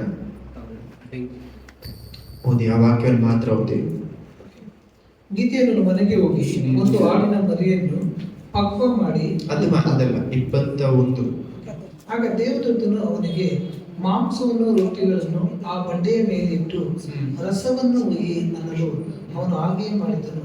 ಆನಂತರ ಕರ್ತನ ದೂತನು ತನ್ನ ಕೈಕೋಲನ್ನು ಚಾಚಿ ಕೈಕೋಲನ್ನು ಚಾಚಿ ಏನ್ ಮಾಡ್ತಾ ಇದ್ದಾನೆ, ಅದನ್ನು ಅದರ ಮುಟ್ಟಿ ತುದಿಯನ್ನು ಆ ರೊಟ್ಟಿಗಳನ್ನು ಮಾಂಸಕ್ಕೂ ಮುಟ್ಟಿಸಲು ಬಂಡೆಯಿಂದ ಬೆಂಕಿ ಎತ್ತು ಆಮೆನ್. ಅವೆರಡನ್ನೂ ದಹಿಸಿಬಿಟ್ಟಿತು. ಹಲ್ಲೆಲೂಯಾ. ಬಂಡೆಯಿಂದ ಬೆಂಕಿ ಎತ್ತು ಅದನ್ನು ದಹಿಸ್ಬಿಡ್ತು ಅಂದ್ರೆ, ನೀವು ಕೊಡುವಂತ ಕಾಣಿಕೆಯನ್ನು ದೇವರು ಸ್ವೀಕರಿಸುವಾಗ, ಅವನು ಸುಗಂಧ ವಾಸನೆ ದೇವರ ಹತ್ರ ಹೋಗುವಾಗ ಆ ಅಭಿಷೇಕ ಅಗ್ನಿಯ ರೀತಿಯಲ್ಲಿ ನಿಮ್ಮ ಮೇಲೆ ಇಳಿಯುತ್ತೆ. ಆಮೇಲೆ ನಿಮ್ಮ ಜೀವನದಲ್ಲಿ ಅಭಿಷೇಕ ಹೊಂದಿದ್ರೆ ಸಾಕು, ನಾವು ಏನನ್ ಬೇಕಾದ್ರೂ ಮಾಡ್ಬೋದು. ಏನನ್ ಬೇಕಾದ್ರೂ ಮಾಡ್ಬೋದು ಅಂದ್ರೆ ದೇವರು ಕೊಡುವಂತ ಜಾಗದಲ್ಲಿ ನಾವು ಸರಿಯಾದ ರೀತಿಯಲ್ಲಿ ಆಶೀರ್ವಾದವನ್ನು ನಡ್ಕೊಬಹುದು. ಆಮೇಲೆ ನಮ್ಮ ಜೀವನದಲ್ಲಿ ಬೇಕಾದಂತ ದೊಡ್ಡ ವಿಷಯ ಅಭಿಷೇಕ. ಆ ಅಭಿಷೇಕಕ್ಕೋಸ್ಕರ ನಾವು ಏನನ್ನೋ ಸಹ ಬಿಟ್ಕೊಡ್ಬೋದು. ಯಾಕಂದ್ರೆ ನಾವು ಬಿಟ್ಕೊಡೋದಲ್ಲ, ಯಾಕಂದ್ರೆ ತಪ್ಪಾಗಿ ಅರ್ಥ ಮಾಡ್ಕೊಳ್ಳೋದೇನಂದ್ರೆ, ಈ ಪ್ರಾಸ್ಪೆರಿಟಿ ಗಾಸ್ಪೆಲ್ ಅಂದ್ರೆ ಏನು, ಆಶೀರ್ವಾದದ ಸುವಿಶೇಷ ಅಂತಾರಲ್ಲ, ಅದ್ರೇನೆ ಹೇಳ್ತಾರೆ, ನೀವು ದೇವ್ರಿಗೋಸ್ಕರ ಬಿಟ್ಕೊಡಿ, ದೇವ್ರು ನಮ್ಮ ತುಂಬಿಸ್ತಾರೆ. ದೇವ್ರಿಗೋಸ್ಕರ ಸುಮ್ನೆ ಬಿಟ್ಕೊಟ್ರೆ ದೇವ್ರು ಯಾರು ತುಂಬಿಸ್ಬೇಕು? ಸುಮ್ನೆ ಬಿಟ್ಕೊಡೋದಲ್ಲ. ನಾವು ಬಿಟ್ಕೊಡುವಂತ ವಸ್ತು ನನಗೆ ತುಂಬಾ ಎಷ್ಟೋ ಜನರಿಗೆ ಹಣಕಾಸು ಕಷ್ಟ ಇರಲ್ಲ. ಅಂಥವ್ರ ಹತ್ರ ಹೋಗಿ ನಾನು 500 ರೂಪಾಯಿ ಕೊಡು ಅಂದ್ರೆ ದೊಡ್ಡ ವಿಷಯನೇ ಇರಲ್ಲ. ಅಂಥವ್ರ ಹತ್ರ ದೇವ್ರು ಅದನ್ನ ಬಿಟ್ಕೊಡು ಅಂತ ಕೇಳಲ್ಲ. ಇವಾಗ ದೇವ್ರು ನನ್ನ ಹತ್ರ ಬಂದು, ನಾನು ಓದದೇ ಇರೋ ಕೆಲಸ ಮಾಡದಿರುವಂತ ಕಾಲದಲ್ಲಿ, ಅಂದ್ರೆ ಓದ್ತಾ ಇರ್ಬೇಕಾದ್ರೆ ನನ್ನ ಹತ್ರ ದೇವ್ರು ಬಂದು ಏನ್ ಕೇಳಲ್ಲ, ನೀನೊಂದು 10,000 ರೂಪಾಯಿ ಕೊಟ್ರೆ ನಾನು ನಿನ್ಗೆ ಅಭಿಷೇಕ ಕೊಡ್ತೀನಿ ಅಂತ ದೇವ್ರು ಹೇಳಲ್ಲ. ಅದು ದೇವ್ರ ಹತ್ರ ಬರುವಂತ ಮಾತಲ್ಲ. ನಾನು ಓದ್ತಾ ಇಲ್ಲದೆ ಇರುವಂತ ಕಾಲದಲ್ಲಿ, ಓದ್ತಾ ಇರ್ಬೇಕಂತ ಕಾಲ, ಕೆಲಸ ಮಾಡದೇ ಇರುವಂತ ಒಂದು ಜೀವನದಲ್ಲಿ ದೇವ್ರು ನನ್ನ ಹತ್ರ ಬಂದು ಇದನ್ನ ಕೇಳಲ್ಲ. ನಾನು ಇಂಥ ಕಾಲದಲ್ಲಿ ಇರುವಾಗ ದೇವ್ರು ನನ್ನ ಹತ್ರ ಏನ್ ಕೇಳ್ತಾರೆ, ನಾನು ತುಂಬಾ ಇಷ್ಟವಾದಂತ ವಸ್ತುವನ್ನ ಕೇಳ್ತಾರೆ. ಏನಕ್ಕೋಸ್ಕರ? ಅದಕ್ಕೆ ಬದಲಾಗಿ ಏನ್ ಕೊಡ್ತಾರೆ? ಅಭಿಷೇಕ. ನಮಗೆ ಬೇಕಾದದ್ದು ಆಶೀರ್ವಾದ ಅಲ್ಲ, ಅಭಿಷೇಕ. ಚೆನ್ನಾಗಿ ಅರ್ಥ ಮಾಡ್ಕೊಳ್ಳಿ. ಆ ಅಭಿಷೇಕದ ಜೊತೆ ದೇವ್ರು ತಾನಾಗೆ ಆಶೀರ್ವಾದವನ್ನು ಕೊಡ್ತಾರೆ. ಆಮೇಲೆ ಆದ್ರೆ ಅಭಿಷೇಕ ಎಲ್ಲಿ ಕರೆಯುತ್ತೆ ನಮ್ಮನ್ನ? ನನ್ನನ್ನು ಮೀರಿದ ಒಂದು ಸ್ಥಳಕ್ಕೆ ಕರೆಯುತ್ತೆ. ಅಭಿಷೇಕ ಯಾವತ್ತು ನಿಮ್ಮ ಒಂದು ಸ್ಥಳದಲ್ಲಿ ಇರ್ಬೇಕು ಅಂತ ಆಸೆ ಪಡಲ್ಲ. ದೇವ್ರು ನಾವು ಸಹ ಮಾಡೋದು ದೊಡ್ಡ ತಪ್ಪು ಸಭೆಗಳಲ್ಲಿ ಏನು, ದೇವರೇ ನಿಮ್ಮ ಅಭಿಷೇಕ ಕೊಡಿ ಏನ್ ಮಾಡಿ, ಒಂದು ಉಜ್ಜೀವನ ಕೊಡಿ ಅಂತ ಹೇಳ್ಬಿಡ್ತೀವಿ. ಉಜ್ಜೀವನ ಜೊತೆ ಬರುವಂತದ್ದೇನು, ಮೊದಲು ನಮ್ಮನ್ನ ಪರಿಶುದ್ಧಗೊಳಿಸ್ಬಿಟ್ಟು ದೇವ್ರು ಏನ್ ಮಾಡ್ತಾರೆ, ನಮ್ಮ ಹತ್ರ ಕಾಣಿಕೆ. ಯಾವ ಕಾಣಿಕೆ? ಇಷ್ಟವಾದಂತ ವಿಷಯಗಳು. ನಾವು ನಮ್ಮ ಕಂಫರ್ಟ್ ಝೋನ್ ಇಂದ ಆಚೆ ಬರಬೇಕು ಅಂತ. ಕಂಫರ್ಟ್ ಝೋನ್ ಇಂದ ಆಚೆ ಬರುವುದಂದ್ರೆ, ಇದುವರೆಗೂ ಸಭೆಯಲ್ಲಿ ನಡೆದಿರುವಂತ ವಿಷಯಗಳನ್ನು ಮೀರಿ ದೇವ್ರು ಆಚೆ ಅಂತ ಹೇಳ್ತಾರೆ. ಯಾಕಂದ್ರೆ ದೇವರು ತನ್ನ ಕೆಲಸವನ್ನು ಮಾಡುವಾಗ ಎಷ್ಟೋ ಜನ ನಾವೇನ್ ಮಾಡ್ತೀವಿ ಅಂದ್ರೆ, ನಾವು ಮಾಡೋದು ದೊಡ್ಡ ತಪ್ಪು ಯಾವ್ದಂದ್ರೆ, ಅಭಿಷೇಕ ಇಟ್ಕೊಂಡು ಅಭಿಷೇಕವನ್ನು ನನ್ನ ಕೈ ಕೆಳಗೆ ಇರಬೇಕು ಅಂತ ಆಸೆ ಪಡ್ತೀವಿ. ದೇವರು ಕೊಡುವಂತ ಅಭಿಷೇಕ ದೇವರ ಕೈ ಕೆಳಗಡೆ ಇರಲ್ಲ, ನಮ್ಮ ಕೈ ಕೆಳಗಡೆ ಇರಬೇಕು. ಕಂಟ್ರೋಲ್ಡ್ ಆಗಿರ್ಬೇಕು. ಸ್ವಲ್ಪ ನಮ್ಮ ಜೀವನ ಏನ್ ಮಾಡಬಾರ್ದು, ಕಷ್ಟಪಡಿಸ್ಬಾರ್ದು. ಹೆಂಗಂದ್ರೆ, ದೇವರ ಅಭಿಷೇಕ ಮಾತ್ರ ಬರಬೇಕು, ಆದ್ರೆ ಸಭೆ ಕರೆಕ್ಟಾಗಿ 10ರಿಂದ 12 ಹೋಗ್ಬೇಕು. ಉಜ್ಜೀವನನೂ ಬೇಕು, 3 ಅವರಲ್ಲಿ ನನ್ನ ಮನೆಗೂ ಹೋಗ್ಬೇಕು. ಯಾವ ತಾನೇ ನಾವು, ಯಾಕಂದ್ರೆ ಎಷ್ಟೋ ಜನರು 8-9 ಅವರ್ ಏನ್ ಮಾಡ್ತಾರೆ, ಉಜ್ಜೀವನಗೋಸ್ಕರ ಕೂತ್ಕೊಳ್ತಾರೆ ದೇವರ ಪಾತ್ರೆ. ನಾನು ನಿಮ್ಮನ್ನ 8 ಅವರ್ ಕೂತ್ಕೊಳ್ಳಿ ಅಂತ ಹೇಳ್ತಾ ಇಲ್ಲ. ನಾವು ಉಜ್ಜೀವನ ಬೇಕಂದ್ರೆ ಮೊದಲು ಮನಸ್ಸಾಂತರ ಪಡಬೇಕು. ವಾಕ್ಯವು ನನ್ನನ್ನು ಏನ್ ಮಾಡಬೇಕು, ತೊಳಿಬೇಕು. ನನ್ನನ್ನು ಕ್ಲೀನ್ ಮಾಡದೆ ಹೋದ್ರೆ ವಾಕ್ಯ, ಉಜ್ಜೀವನನ ಅಭಿಷೇಕ ನನ್ನ ಜೀವನದಲ್ಲಿ ಬಂದು ಉಪಯೋಗ ಇಲ್ಲ. ನನ್ನನ್ನ ಈ ಒಂದು ತುಳಿಯುವಂತ ಕಾಲ ಇದೆಯಲ್ಲ, ಅಂದ್ರೆ ನನ್ನ ಪರಿಶುದ್ಧಗೊಳಿಸುವಂತ ಕಾಲ ಇದೆಯಲ್ಲ, ನನ್ಗೆ ಇಷ್ಟ ಆಗಲ್ಲ. ಯಾರಿಗೂ ಇಷ್ಟ ಆಗಲ್ಲ ಆ ಕಾಲ. ನಮ್ಮನ್ನ ಪರಿಶುದ್ಧಗೊಳಿಸುವಂತ ಕಾಲ, ನಮ್ಮ ಕಾಣಿಕೆ ಕೊಡುವಂತ ಕಾಲ. ಯಾಕಂದ್ರೆ ನಮ್ಗೆ ಸುಲಭವಾದ ವಿಷಯಗಳು ದೇವ್ರ ಕಾಣಿಕೆ ಕೇಳಲ್ಲ, ಕಷ್ಟವಾದ ವಿಷಯಗಳನ್ನು ದೇವ್ರ ಕಾಣಿಕೆ ಕೇಳ್ತಾರೆ. ಹಣಕಾಸು ತುಂಬಾ ಸುಲಭವಾದ ವಿಷಯ ಕೊಡೋದು, ಯಾಕಂದ್ರೆ ಕೊಟ್ರೆ ದೇವ್ರು ಕೊಡ್ತಾರೆ ಅಂತ ಗೊತ್ತಾಗುತ್ತೆ. ಹಿಂತಿರುಗಿ ಕೊಡ್ತಾರಾ ಅನ್ನುವಂಥ ವಿಷಯಗಳು ನಾವು ಕೊಡ್ತೀವಲ್ಲ ದೇವ್ರ ಹತ್ರ. ಯಾವುದು? ನಮ್ಮ ಸಂಬಂಧಗಳು, ನಮ್ಮ ಫ್ರೆಂಡ್ಸು, ನಮ್ಮ ರಿಲೇಟಿವ್ಸ್ ನಾವು ಬಿಟ್ಕೊಡ್ತೀವಲ್ಲ ದೇವರಿಗೋಸ್ಕರ. ಯಾಕಂದ್ರೆ ಕೊಟ್ರೆ ನನಗೆ ತಿರುಗಿ ಬರುತ್ತೆ ನನ್ಗೆ ಗೊತ್ತಾಗಲ್ಲ. ಅಂತ ವಿಷಯಗಳು ದೇವ್ರು ನೋಡ್ತಾರೆ. ಎಲ್ಲಿ ನಾನು ಕೊಟ್ರೆ ನನಗೆ ತಿರುಗಿ ಬರದೇ ಇರುವಂತ ರೀತಿಯಲ್ಲಿ ನಾನು ದೇವ್ರಿಗೆ ಕೊಡ್ತೀನೋ, ಅವಾಗ ತಾನೇ ಅಭಿಷೇಕ ನಮ್ಮ ಮೇಲೆ ಬರುತ್ತೆ. ಆಮೇಲೆ ಅಭಿಷೇಕ ನಮ್ಮನ್ನ ಹೆಚ್ಚಾದ ಕಾಲಕ್ಕೆ ಕರೆಯುತ್ತೆ. ನನ್ನನ್ನು ಮೀರಿದ ಬಲಕ್ಕೆ ದೇವ್ರು ಕರೀತಾರೆ. ಆಮೇಲೆ ನನ್ನ ಬಲಕ್ಕೆ ಮೀರಿದ ಅಭಿಷೇಕ ಯಾವಾಗಲೂ ಬರುತ್ತೆ. ಚೆನ್ನಾಗಿ ಅರ್ಥ ಮಾಡ್ಕೊಳ್ಳಿ. ನಿಮ್ಮನ್ನು ಕಂಫರ್ಟ್ ಆಗಿ, ಅಂದ್ರೆ ನಿಮ್ಮನ್ನ ಹಾಯಾಗಿ ಇಡುವುದಕ್ಕೋಸ್ಕರ ಅಭಿಷೇಕ ಬರಲ್ಲ. ನಿಮ್ಮನ್ನ ತೊಂದರೆ ಅಂದ್ರೆ ನಾನು ಇರುವಂತ ಜಾಗಕ್ಕಿಂತ ಹೆಚ್ಚಾದ ಜಾಗಕ್ಕೆ ಹೋಗ್ಬೇಕಂದ್ರೆ ಏನಾಗುತ್ತೆ, ತೊಂದರೆ ಬರುತ್ತೆ, ಕಷ್ಟ ಕಾಲ ಬರುತ್ತೆ. ಆದ್ರೆ ಇದೆಲ್ಲದಲ್ಲೂ ಏನಂತೆ ಸಮಾಧಾನ. ಆಮೇಲೆ ಅಭಿಷೇಕ ಬರುವಾಗ, ನಮ್ಮ ಸಭೆಗಳಲ್ಲೂ ಸಹ ಅಭಿಷೇಕ ಬರುವಾಗ ನಮ್ಗೆ ಯಾವಾಗ್ಲೂ ಏನಿರಬಾರ್ದು, ನನ್ನ ಕೈ ಕೆಳಗಡೆ ಕಂಟ್ರೋಲ್ಡ್ ಆಗಿ ನಡಿಬೇಕು ಅಂತ ಎಷ್ಟೋ ಜನ ಸುತ್ತಾ ಇರ್ತಾರೆ. ಏನಂತ, ದೇವರೇ ನೀವು ಕೊಡಿ, ಆದ್ರೆ ಇರುವಂತ ದಾರಿಯಲ್ಲೇ ಹೋಗ್ಬೇಕು. ಏನ್ ನಡೀತಾ ಇದೆ ಹಂಗೆ ನಡಿಬೇಕು. ಸ್ವಲ್ಪನೂ ನನಗೇನಾಗಬಾರ್ದು, ತೊಂದರೆ ಆಗಬಾರ್ದು. ಅದು ದೇವ್ರು ಕೊಡುವಂತ ಅಭಿಷೇಕ. ದೇವರು ಒಂದು ಜೀವನದಲ್ಲಿ ಜೀವನ ಮಾಡಬೇಕಾದ್ರೆ ನಮ್ಮನ್ನ ಏನ್ ಮಾಡ್ತಾ ಇದ್ರೆ, ನಮ್ಮನ್ನು ಪರಿಶುದ್ಧಗೊಳಿಸ್ಬೇಕಾದ್ರೆ ನಮ್ಗೆ ಇಷ್ಟವಾಗುವಂತ ವಿಷಯಗಳನ್ನ ದೇವ್ರು ಮಾಡು ಅಂತ ಹೇಳೋದು. ಇಷ್ಟೋ ಜಾಗಗಳಲ್ಲಿ ದೇವರು ರಿಪೆಂಟೆನ್ಸ್, ನಮ್ಮನ್ನ ಮನಸ್ಸಾಂತರ ಪಡುವುದಕ್ಕೆ ಕರೆಯುವಾಗ ಏನ್ ಮಾಡ್ತಾರೆ ಗೊತ್ತಾ? ಮನಸ್ಸಾಂತರ ಇವಾಗ ನಿಜವಾಗ್ಲೂ ಬರುತ್ತೆ ಗೊತ್ತಾ? ಮೊದಲು ನಾವು ದೇವ್ರ ಹತ್ರ ಹತ್ತು ಬಿಟ್ಟ ಮೇಲೆ ದೇವ್ರು ಏನ್ ಹೇಳ್ತಾರೆ ಗೊತ್ತಾ? ಪಾಪವನ್ನು ಹೋಗಿ ಎಲ್ಲರ ಮುಂದೆ ಅರಿಕೆ ಮಾಡುವಂತಾರೆ. ಯಾಕಂದ್ರೆ ನಮ್ಮಂತ ಸಭೆಗಳಂದ್ರೆ ಇಂಡಿಯಾದಲ್ಲಿರುವಂತ ಎಷ್ಟೋ ಸಭೆಗಳು, ಏಷ್ಯಾದಲ್ಲಿರುವಂತ ಸಭೆಗಳು ಏನೇನಂದ್ರೆ, ನಾನು ಬೇಕಾದ್ರೆ ನನ್ನ ಮಾನವನ್ನು ಕಾಪಾಡ್ಕೊಳ್ಳೋದಕ್ಕೆ ಸುಳ್ಳು ಬೇಕಾದ್ರೆ ಹೇಳ್ಬಿಡ್ಬೋದು, ಆದ್ರೆ ಮಾನ ಕಾಪಾಡ್ಕೊಬೇಕು. ಹೆಂಗಿದೆ ಅಂದ್ರೆ, ನನ್ನ ಪಾಪ ನಾನು ಬೇರೆಯವ್ರ ಮುಂದೆ ನಾನು ಹೇಳೋದಕ್ಕಿಂತ ಏನಾದ್ರೂ ಒಂದು ಸುಳ್ಳು ಹೇಳಿ ನಾನು ತಪ್ಪಿಸ್ಕೊಳ್ಬೋದು. ನನ್ನ ಮರ್ಯಾದೆ, ಮಾನ ಮರ್ಯಾದೆ ಅಷ್ಟು ಮುಖ್ಯ ಅಂತಾರಲ್ಲ, ಅದನ್ನ ದೇವರು ಪರೀಕ್ಷೆ ಮಾಡ್ಕೊಡ್ತಾರೆ. ನನಗಿಂತ ನಿನ್ನ ಮಾನ ಮರ್ಯಾದೆ ಮುಖ್ಯ ಅಂತ. ಇಷ್ಟೋ ವಿಷಯಗಳ ಕುರಿತಾಗಿ ನಾನು ಓಪನ್ ಆಗಿ ಮಾತಾಡೋದಕ್ಕೆ ಕಾರಣ, ನಾನ್ ನಿಮ್ಮ ಜೊತೆ ನಾನು ಓಪನ್ ಆಗಿ ಮಾತಾಡದೆ ಹೋದ್ರೆ ನನ್ನೊಳಗಡೆ ಏನಾಗುತ್ತೆ, ಆ ಪಾಪ ನನ್ನೊಳಗಡೆ ಬೆಳೆಯಕ್ಕೆ ಪ್ರಾರಂಭಿಸುತ್ತೆ. ನಾನು ಇವತ್ತು ಅದನ್ನ, ನನ್ನ ಪಾಪ ನಾನು ಎಲ್ಲರ ಮುಂದೆ ನಾನು ಹೇಳದೆ ಹೋದ್ರೆ, ದೇವ್ರು ನಡೆಸುವಾಗ ಹೇಳ್ಬೇಕು, ಸುಮ್ಮನೆ ಹೇಳ್ಬಾರ್ದು. ದೇವ್ರು ನಮ್ಮನ್ನು ನಡೆಸುವಾಗ ಇದನ್ನು ನಾನು ತಪ್ಪು ಮಾಡ್ತಾ ಇದ್ದೆ, ನನ್ನ ಜೀವನದಲ್ಲಿ ಇದುವರೆಗೂ ಮಾಡದೆ ದೇವ್ರು ನನ್ನ ಶ್ರಮಿಸ್ತಾ ಇದ್ದಾರೆ ಅನ್ನೋದನ್ನ ನಾನು ಹೇಳದೆ ಹೋದರೆ, ಎಲ್ಲರ ಮುಂದೆ ನನ್ನ ಪಾಪ ನಾನು ಅರಿಕೆ ಮಾಡದೆ ಹೋದರೆ, ನನ್ನ ಪಾಪಗಳು ನನ್ನನ್ನು ಕಂಡಿಡಿಯಕ್ಕೆ ಪ್ರಾರಂಭಿಸುತ್ತೆ. ನಾನು ಮರೆ ಮಾಡಿ ಇರುವಂತ ಪಾಪಗಳೇ ನನ್ನನ್ನು ಏನ್ ಮಾಡುತ್ತೆ, ಕಂಡಿಡಿ. ನಮ್ಗೇನಂದ್ರೆ, ಅಯ್ಯೋ ನಾನು ಹೇಳ್ಬಿಟ್ರೆ ಇಲ್ಲಿ ಇವ್ರು ಏನ್ ಮಾಡ್ತಾರೋ. ದೇವರು ನಮ್ಮನ್ನ ಅಂತ ಜಾಗದಲ್ಲಿ ಇಡುವುದಕ್ಕೆ ಕಾರಣ ಏನು, ನನ್ನನ್ನು ತಾಳ್ಮೆಯಲ್ಲಿ ಇಡಬೇಕು ಅನ್ನೋದು. ನಿಮಗೆ ಹೇಳ್ಬಿಟ್ಟು ನಾನ್ ತಾಳ್ಮೆಯಾಗಿ ನಾನು ನನ್ನ ಪಾಪಗಳ ಕುರಿತಾಗಿ ನಿಮ್ಮ ಹತ್ರ ಓಪನ್ ಆಗಿ ಹೇಳಿಲ್ಲ ಅಂದ್ರೆ ನಾನು ಏನಾಗ್ತೀನಿ, ಹಿಪೋಕ್ರೆಟ್ ಅಂತಾರೆ ಇಂಗ್ಲಿಷಲ್ಲಿ. ಹಿಪೋಕ್ರೆಟ್ ಅಂದ್ರೆ ಬೇರೆಯವ್ರಿಗೆ ಮಾತ್ರ ಹೇಳ್ತಾರೆ, ತಾನು ಹೇಳುವುದನ್ನ ಅವರೇ ಫಾಲೋ ಮಾಡಲ್ಲ ಅಂತ ಜನರಾಗಿರ್ತಾರೆ. ನಮ್ಮ ತಪ್ಪುಗಳನ್ನ ನಾವು ಹೇಳುವುದಕ್ಕೆ ಕಾರಣ ನನ್ನನ್ನು ತಾಳ್ಮೆಗೊಳಿಸ್ಬೇಕು ಅಂತ. ದೇವರು ಇವತ್ತು ನಿಮ್ಮನ್ನ ಮನಸ್ಸಾಂತರ ಪಡುವುದಕ್ಕೆ ನಿಜವಾಗ್ಲೂ ಕಳಿಸಿದರೆ, ನಿಜವಾಗ್ಲೂ ಮನಸ್ಸಿನಲ್ಲಿ ಮಾತಾಡಿದ್ರೆ ಏನ್ ಮಾಡಿ, ಮುಂದೆ ನಿಮ್ಮ ತಪ್ಪುಗಳ ಕುರಿತಾಗಿ ಮಾತಾಡಿ. ಹಾಗಂದ್ರೆ ಏನಂತ ಮಾತಾಡೋದು, ಹಾಗಂದ್ರೆ ನಾನು ಅಯ್ಯೋ ನಾನು ತಪ್ಪು ಮಾಡ್ಬಿಟ್ಟೆ, ಇದು ಮಾಡ್ಬಿಟ್ಟೆ ಅನ್ನೋದಲ್ಲ. ಆ ತಪ್ಪುಗಳ ಕುರಿತಾಗಿ ಮಾತಾಡುವಾಗ ನನ್ನಲ್ಲಿ ನಿಜವಾದ ಮನಸ್ಸಾಂತರ ಇರಬೇಕು. ನಾನು ಇದನ್ನು ಹೇಳುವುದು ಬೇರೆಯವರ ನನ್ನ ತಪ್ಪುಗಳಿಂದ ಕಲಿಬೇಕು ಅನ್ನುವಂಥ ಒಂದು ಕಾರಣದಿಂದ. ನನ್ನ ತಪ್ಪುಗಳ ಕುರಿತಾಗಿ ನಾವು ಮಾತಾಡೋದು ಏನಕ್ಕೋಸ್ಕರ, ಬೇರೆಯವರು ನನ್ನ ತಪ್ಪುಗಳಿಂದ ಕಲಿಬೇಕು ಅಂತ. ಹಲ್ಲೆಲೂಯಾ. ಹಿಂಗೆ ಈ ರೀತಿ ಇರ್ಬೇಕಾದ್ರೆ ತನ್ನ ಕಾಣಿಕೆಯನ್ನು, ಎಷ್ಟೋ ಜನರಿಗೆ ತನ್ನ ಕಾಣಿಕೆ ಏನಾಗಿರುತ್ತೆ ಅಂದ್ರೆ, ತನ್ನ ಅಹಂಭಾವ, ತನ್ನ ಮರ್ಯಾದೆ ಕಾಣಿಕೆ ಕೊಡಬೇಕು. ಯೋಚನೆ ಮಾಡ್ಬಿಡಿ. ಯಾಕಂದ್ರೆ ತನ್ನ ಜೀವನವೆಲ್ಲ ಏನ್ ಕಾಪಾಡಿಟ್ಕೊಂಡಿರ್ತಾರೆ, ನಾನು ಇಂಥ ಒಂದು ಮನುಷ್ಯ, ಅನುದಿನವೂ ಪ್ರಾರ್ಥನೆ ಮಾಡ್ತೀನಿ, ನನ್ನ ಪಾಪ ಎಲ್ಲ ತಪ್ಪಿಲ್ಲ. ಅಂತ ಮನುಷ್ಯರು ಬಂದು ತನ್ನ ತಪ್ಪುಗಳನ್ನು ಹೇಳುವಾಗ ಅಂತವರ ಮೇಲೆ ಅಭಿಷೇಕ ಹೋಗಿ ಹಿಡಿಯುತ್ತೆ. ಆಮೇಲೆ ನಿಮ್ಮ ಜೀವನದಲ್ಲಿ ಇವತ್ತು ಅಭಿಷೇಕ ಬಂದು ಸೇರಬೇಕಂದ್ರೆ ನಿಮ್ಮ ತಪ್ಪುಗಳನ್ನು ನೀವೇನ್ ಮಾಡಬೇಕು, ದೇವ್ರ ಮುಂದೆ ಮೊದಲು ದೇವ್ರ ಮುಂದೆ ಅರಿಕೆ ಮಾಡಬೇಕು. ಅದಾದ್ಮೇಲೆ ಜನರ ಮುಂದೆ ಅರಿಕೆ ಮಾಡುವಾಗ ದೇವರು ನಿಮ್ಮ ಜೀವನದಲ್ಲಿ ಏನ್ ಮಾಡ್ತಾರೆ, ಆ ತಾಳ್ಮೆಯನ್ನು ನೋಡಿ ಅಭಿಷೇಕ ಕೊಡ್ತಾರೆ. ಇದನ್ನೇ ಮೊದಲನೇ ಪೇತ್ರನ 5ನೇ ಅಧ್ಯಾಯ ಓದೋದು ಬೇಡ. ಮೊದಲನೇ ಪೇತ್ರನ 5ನೇ ಅಧ್ಯಾಯದಲ್ಲಿ ದೇವರು ಏನ್ ಹೇಳ್ತಾರೆ, ನೀವು ದೇವರ ಕೈ ಕಡೆಗಡೆ ತಾಳ್ಮೆಯಿಂದ ಇರಿ, ತಗ್ಗಿಸಿಕೊಳ್ಳ್ರಿ, ಅವಾಗ ದೇವರು ನಿಮ್ಮನ್ನ ಏನ್ ಮಾಡ್ತಾರಂತೆ, ಮೇಲಕ್ಕೆ ಇರ್ತಾರೆ. ಆಮೇಲೆ ಈ ತಾಳ್ಮೆಯು ತಗ್ಗಿಸ್ಕೊಳ್ಳುವುದು ಯಾವುದು, ನಮ್ಮನ್ನು ನಾವು ತಗ್ಗಿಸಿಕೊಂಡು ನಮ್ಮ ತಪ್ಪುಗಳನ್ನು ದೇವರ ಹತ್ರ ಸಮರ್ಪಿಸುವುದು. ಜನರ ಮುಂದೆ ನನ್ನ ಅವಮಾನವಾದ್ರೂ ಪರವಾಗಿಲ್ಲ, ನನ್ನ ತಪ್ಪುಗಳನ್ನ ನಾನು ಹೇಳ್ತೀನಿ. ಆಮೇಲೆ 22ನೇ ವಾಕ್ಯ ಓದಿ, ಹಂಗೆ ಕಂಟಿನ್ಯೂ ಮಾಡಿ. ಆಗ ಕರ್ತನ ದೂತನೆಂದು ಗಿದ್ಯೋನನ್ನು ತಿಳಿದು ಭಯಪಟ್ಟು, ಅಯ್ಯೋ ಕರ್ತನೇ, ದೇವರೇ, ಕರ್ತನ ದೂತನನ್ನು ಮುಖಾಮುಖಿಯಾಗಿ ನೋಡಿಬಿಟ್ಟನಲ್ಲ ಎಂದು ಕೂಗಿದನು. ಆದರೆ ಕರ್ತನು ಅವನಿಗೆ, ಸಮಾಧಾನದಿಂದ ಇರು, ಹೆದರಬೇಡ, ನೀನು ಸಾಯುವುದಿಲ್ಲ ಎಂದರು. ಗಿದ್ಯೋನನು ಅಲ್ಲಿ ಕರ್ತನಿಗೋಸ್ಕರ ಒಂದು ಯಜ್ಞವೇದಿಯನ್ನು ಕಟ್ಟಿ, ಏನ್ ಮಾಡ್ತಾ ಇದ್ದಾನೆ, ಕರ್ತನಿಗೋಸ್ಕರ ಒಂದು ಯಜ್ಞವೇದಿಯನ್ನು ಕಟ್ಟಿ, ಬಲಿಪೀಠವನ್ನು ಕಟ್ಟಿ, ಅದಕ್ಕೆ ಕರ್ತರು ಯೆಹೋವ ಶಾಲೋಮ್ ಎಂದು ಹೆಸರಿಟ್ಟನು. ಕರ್ತರೇ ಸಮಾಧಾನ ಅಂತ ಹೆಸರಿಡ್ತಾನೆ. ಆಮೇಲೆ ಇದು ಯಾಕೆ ಅಷ್ಟು ಮುಖ್ಯ ಅಂದ್ರೆ, ನಮ್ಮೆಲ್ಲರ ಜೀವನದಲ್ಲೂ ಬೇರೆ ಇವಾಗ ಒಂದು ಏನ್ ಹೇಳ್ತು, ಉಜ್ಜೀವನ ಬಂದ್ಬಿಡುತ್ತೆ, ಅಭಿಷೇಕ ಬಂದ್ಬಿಡುತ್ತೆ ಅನ್ನೋ ದೊಡ್ಡ ವಿಷಯ ಅಲ್ಲ. ನಮ್ಮ ಅಭಿಷೇಕ ಬರುವಾಗ ಒಂದು ಬಲಿಪೀಠವನ್ನು ಕಟ್ಟಬೇಕು. ಬಲಿಪೀಠ ಅನ್ನೋದು ದೊಡ್ಡ ವಿಷಯ ಅಲ್ಲ, ನೀವೇನೋ ಒಂದು ಹೋಗಿ ಕಟ್ಟಿ ಅಂತ ನಾವು ಹೇಳ್ತಾ ಇಲ್ಲ. ಬಲಿಪೀಠ ಅನ್ನೋದು ಅನುದಿನವೂ ದೇವರ ಜೊತೆ ನಾವು ಹೋಗಿ ಕುಳಿತುಕೊಂಡು ಮಾತನಾಡುವಂತ ಒಂದು ಸ್ಥಳ.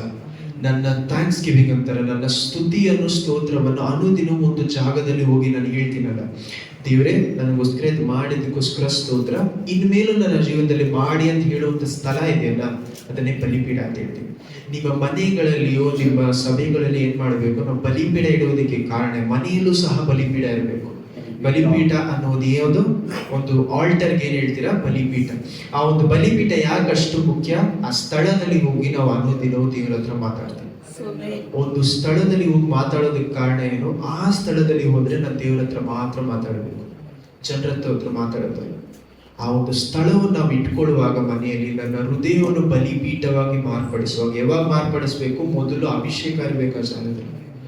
ಅಭಿಷೇಕ ಯಾವಾಗ ಸರಿಯಾಗಿ ಇಳಿದು ಬರುತ್ತೆ? ನಾನು ಕಾಣಿಕೆಯನ್ನು ಕೊಡುವಾಗ, ನನಗೆ ಇಷ್ಟವಾದಂಥ ಒಂದು ವಿಷಯ ಯಾವುದು? ನನ್ನ ಮರ್ಯಾದೆ ಆಗಿರ್ಬೋದು, ಅವಮಾನ ಪಡುವುದಾಗಿರ್ಬೋದು, ನಮ್ಮ ಬಂಧರಾಗಿರ್ಬೋದು, ಸ್ನೇಹಿತರಾಗಿರ್ಬೋದು, ದೇವರು ಏನನ್ನ ಬಿಟ್ಟುಕೊಡು, ಅಭಿಷೇಕಕ್ಕೋಸ್ಕರ ಬಿಟ್ಟುಕೊಡು ಅಂತ ಹೇಳ್ತಾರೋ ಆ ವಿಷಯಗಳನ್ನು ದೇವರ ಬಲಿಪೀಠದಲ್ಲಿ ನಾವು ಬಿಟ್ಟುಕೊಡುವಾಗ, ನಾವು ಕಾಣಿಕೆಯಾಗಿ ದೇವರಿಗೆ ಅರ್ಪಿಸುವಾಗ ದೇವರು ಅಭಿಷೇಕವನ್ನು ಕೊಡುತ್ತಾರೆ. ಅಭಿಷೇಕ ಕೊಟ್ಟ ಮೇಲೆ ನಾನು ಏನ್ ಮಾಡ್ಬೇಕು? ಒಂದು ಬಲಿಪೀಠದಲ್ಲಿ ನಾನು ಇಟ್ಕೊಳ್ಬೇಕು. ಅನುದಿನವ ಬಲಿಪೀಠದಲ್ಲಿ ಹೋಗಿ ಏನ್ ಮಾಡ್ಬೇಕು? ಯಾಕಂದ್ರೆ ದೇವರು sometimes god sets A flame ಅಂದ್ರೆ ದೇವರು ಒಂದೊಂದು ಜಾಗದಲ್ಲಿ ಏನ್ ಮಾಡ್ತಾರೆ? ಅಗ್ನಿಯನ್ನು ಬಿಡುತ್ತಾರೆ. ಅಗ್ನಿಯನ್ನು ಏನ್ ಮಾಡ್ತಾರೆ? ಶುರು ಮಾಡ್ತಾರೆ. ಆ ಅಗ್ನಿಯನ್ನು ಮೇಂಟೈನ್ ಮಾಡೋದಿದೆಯಲ್ಲ, ಅಂದ್ರೆ ಎಣ್ಣೆ ಹಾಕಿ ಒಂದು 10 ಜನ ಕಾಣಿಕೆಯಲ್ಲಿ ಏನ್ ಮಾಡ್ತಾರೆ? 5 ಜನ ಎಣ್ಣೆಯನ್ನು ಎಕ್ಸ್ಟ್ರಾ ಇಟ್ಕೊಂಡಿರ್ತಾರೆ, 5 ಜನ ಏನ್ ಮಾಡಲ್ಲ, ಎಣ್ಣೆ ಇರುವುದಿಲ್ಲ. ಈ ಎಣ್ಣೆ ಅನ್ನೋದೇನು? ನಮ್ಮ ಬಲಿಪೀಠದಲ್ಲಿ ಹೋಗಿ ನಾವು ಅನುದಿನ ಪ್ರಾರ್ಥನೆ ಮಾಡುವಾಗ ನಮ್ಮ ದೇವರು ಏನ್ ಮಾಡ್ತಾರೆ? ಆ ಒಂದು ಎಣ್ಣೆಯನ್ನು ಹೆಚ್ಚು ಮಾಡ್ತಾರೆ ನಮ್ಮ ಜೀವನ. ಅಭಿಷೇಕವಾಗಿದ್ರೆ ಉಪಯೋಗ ಇಲ್ಲ, ಅಭಿಷೇಕ ಉಪಯೋಗ ಆಗ್ಬೇಕು. ಯಾವಾಗ ಉಪಯೋಗ ಆಗುತ್ತೆ? ಎಣ್ಣೆ ಇರುವಾಗ. ಇಲ್ಲಾಂದ್ರೆ ಏನಾಗುತ್ತೆ? ಆ ಒಂದು ಅಗ್ನಿ, ದೇವರು ಹಾಕಿರುವಂತ ಅಭಿಷೇಕ ಸೆತ್ತೋಗುತ್ತೆ. ಅಂದ್ರೆ ಸೆತ್ತೋಗುತ್ತೆ ಅಂದ್ರೆ ಆ ಒಂದು ಅಗ್ನಿ ಸೆತ್ತೋಗುತ್ತೆ. ಅದಕ್ಕೆ ಕಾರಣ ಏನು? The flame dies because there is no oil. ಅಭಿಷೇಕ ಎಲ್ಲಿ ಸುರಿಯುತ್ತೆ? ಬಲಿಪೀಠದಲ್ಲಿ ಹೋಗಿ ಕೂತ್ಕೊಳ್ಳುವಾಗ.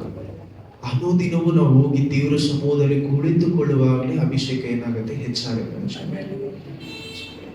ನಾವು ಸ್ಟಾರ್ಟಿಂಗ್ ಅಲ್ಲಿ ನಾನು ಆರಾಧನೆಯನ್ನು ಸರಿಯಾಗಿ ಫುಲ್ ಕಂಪ್ಲೀಟ್ ಮಾಡದೇ ಇರೋದಕ್ಕೆ ಕಾರಣ ಇದೆ.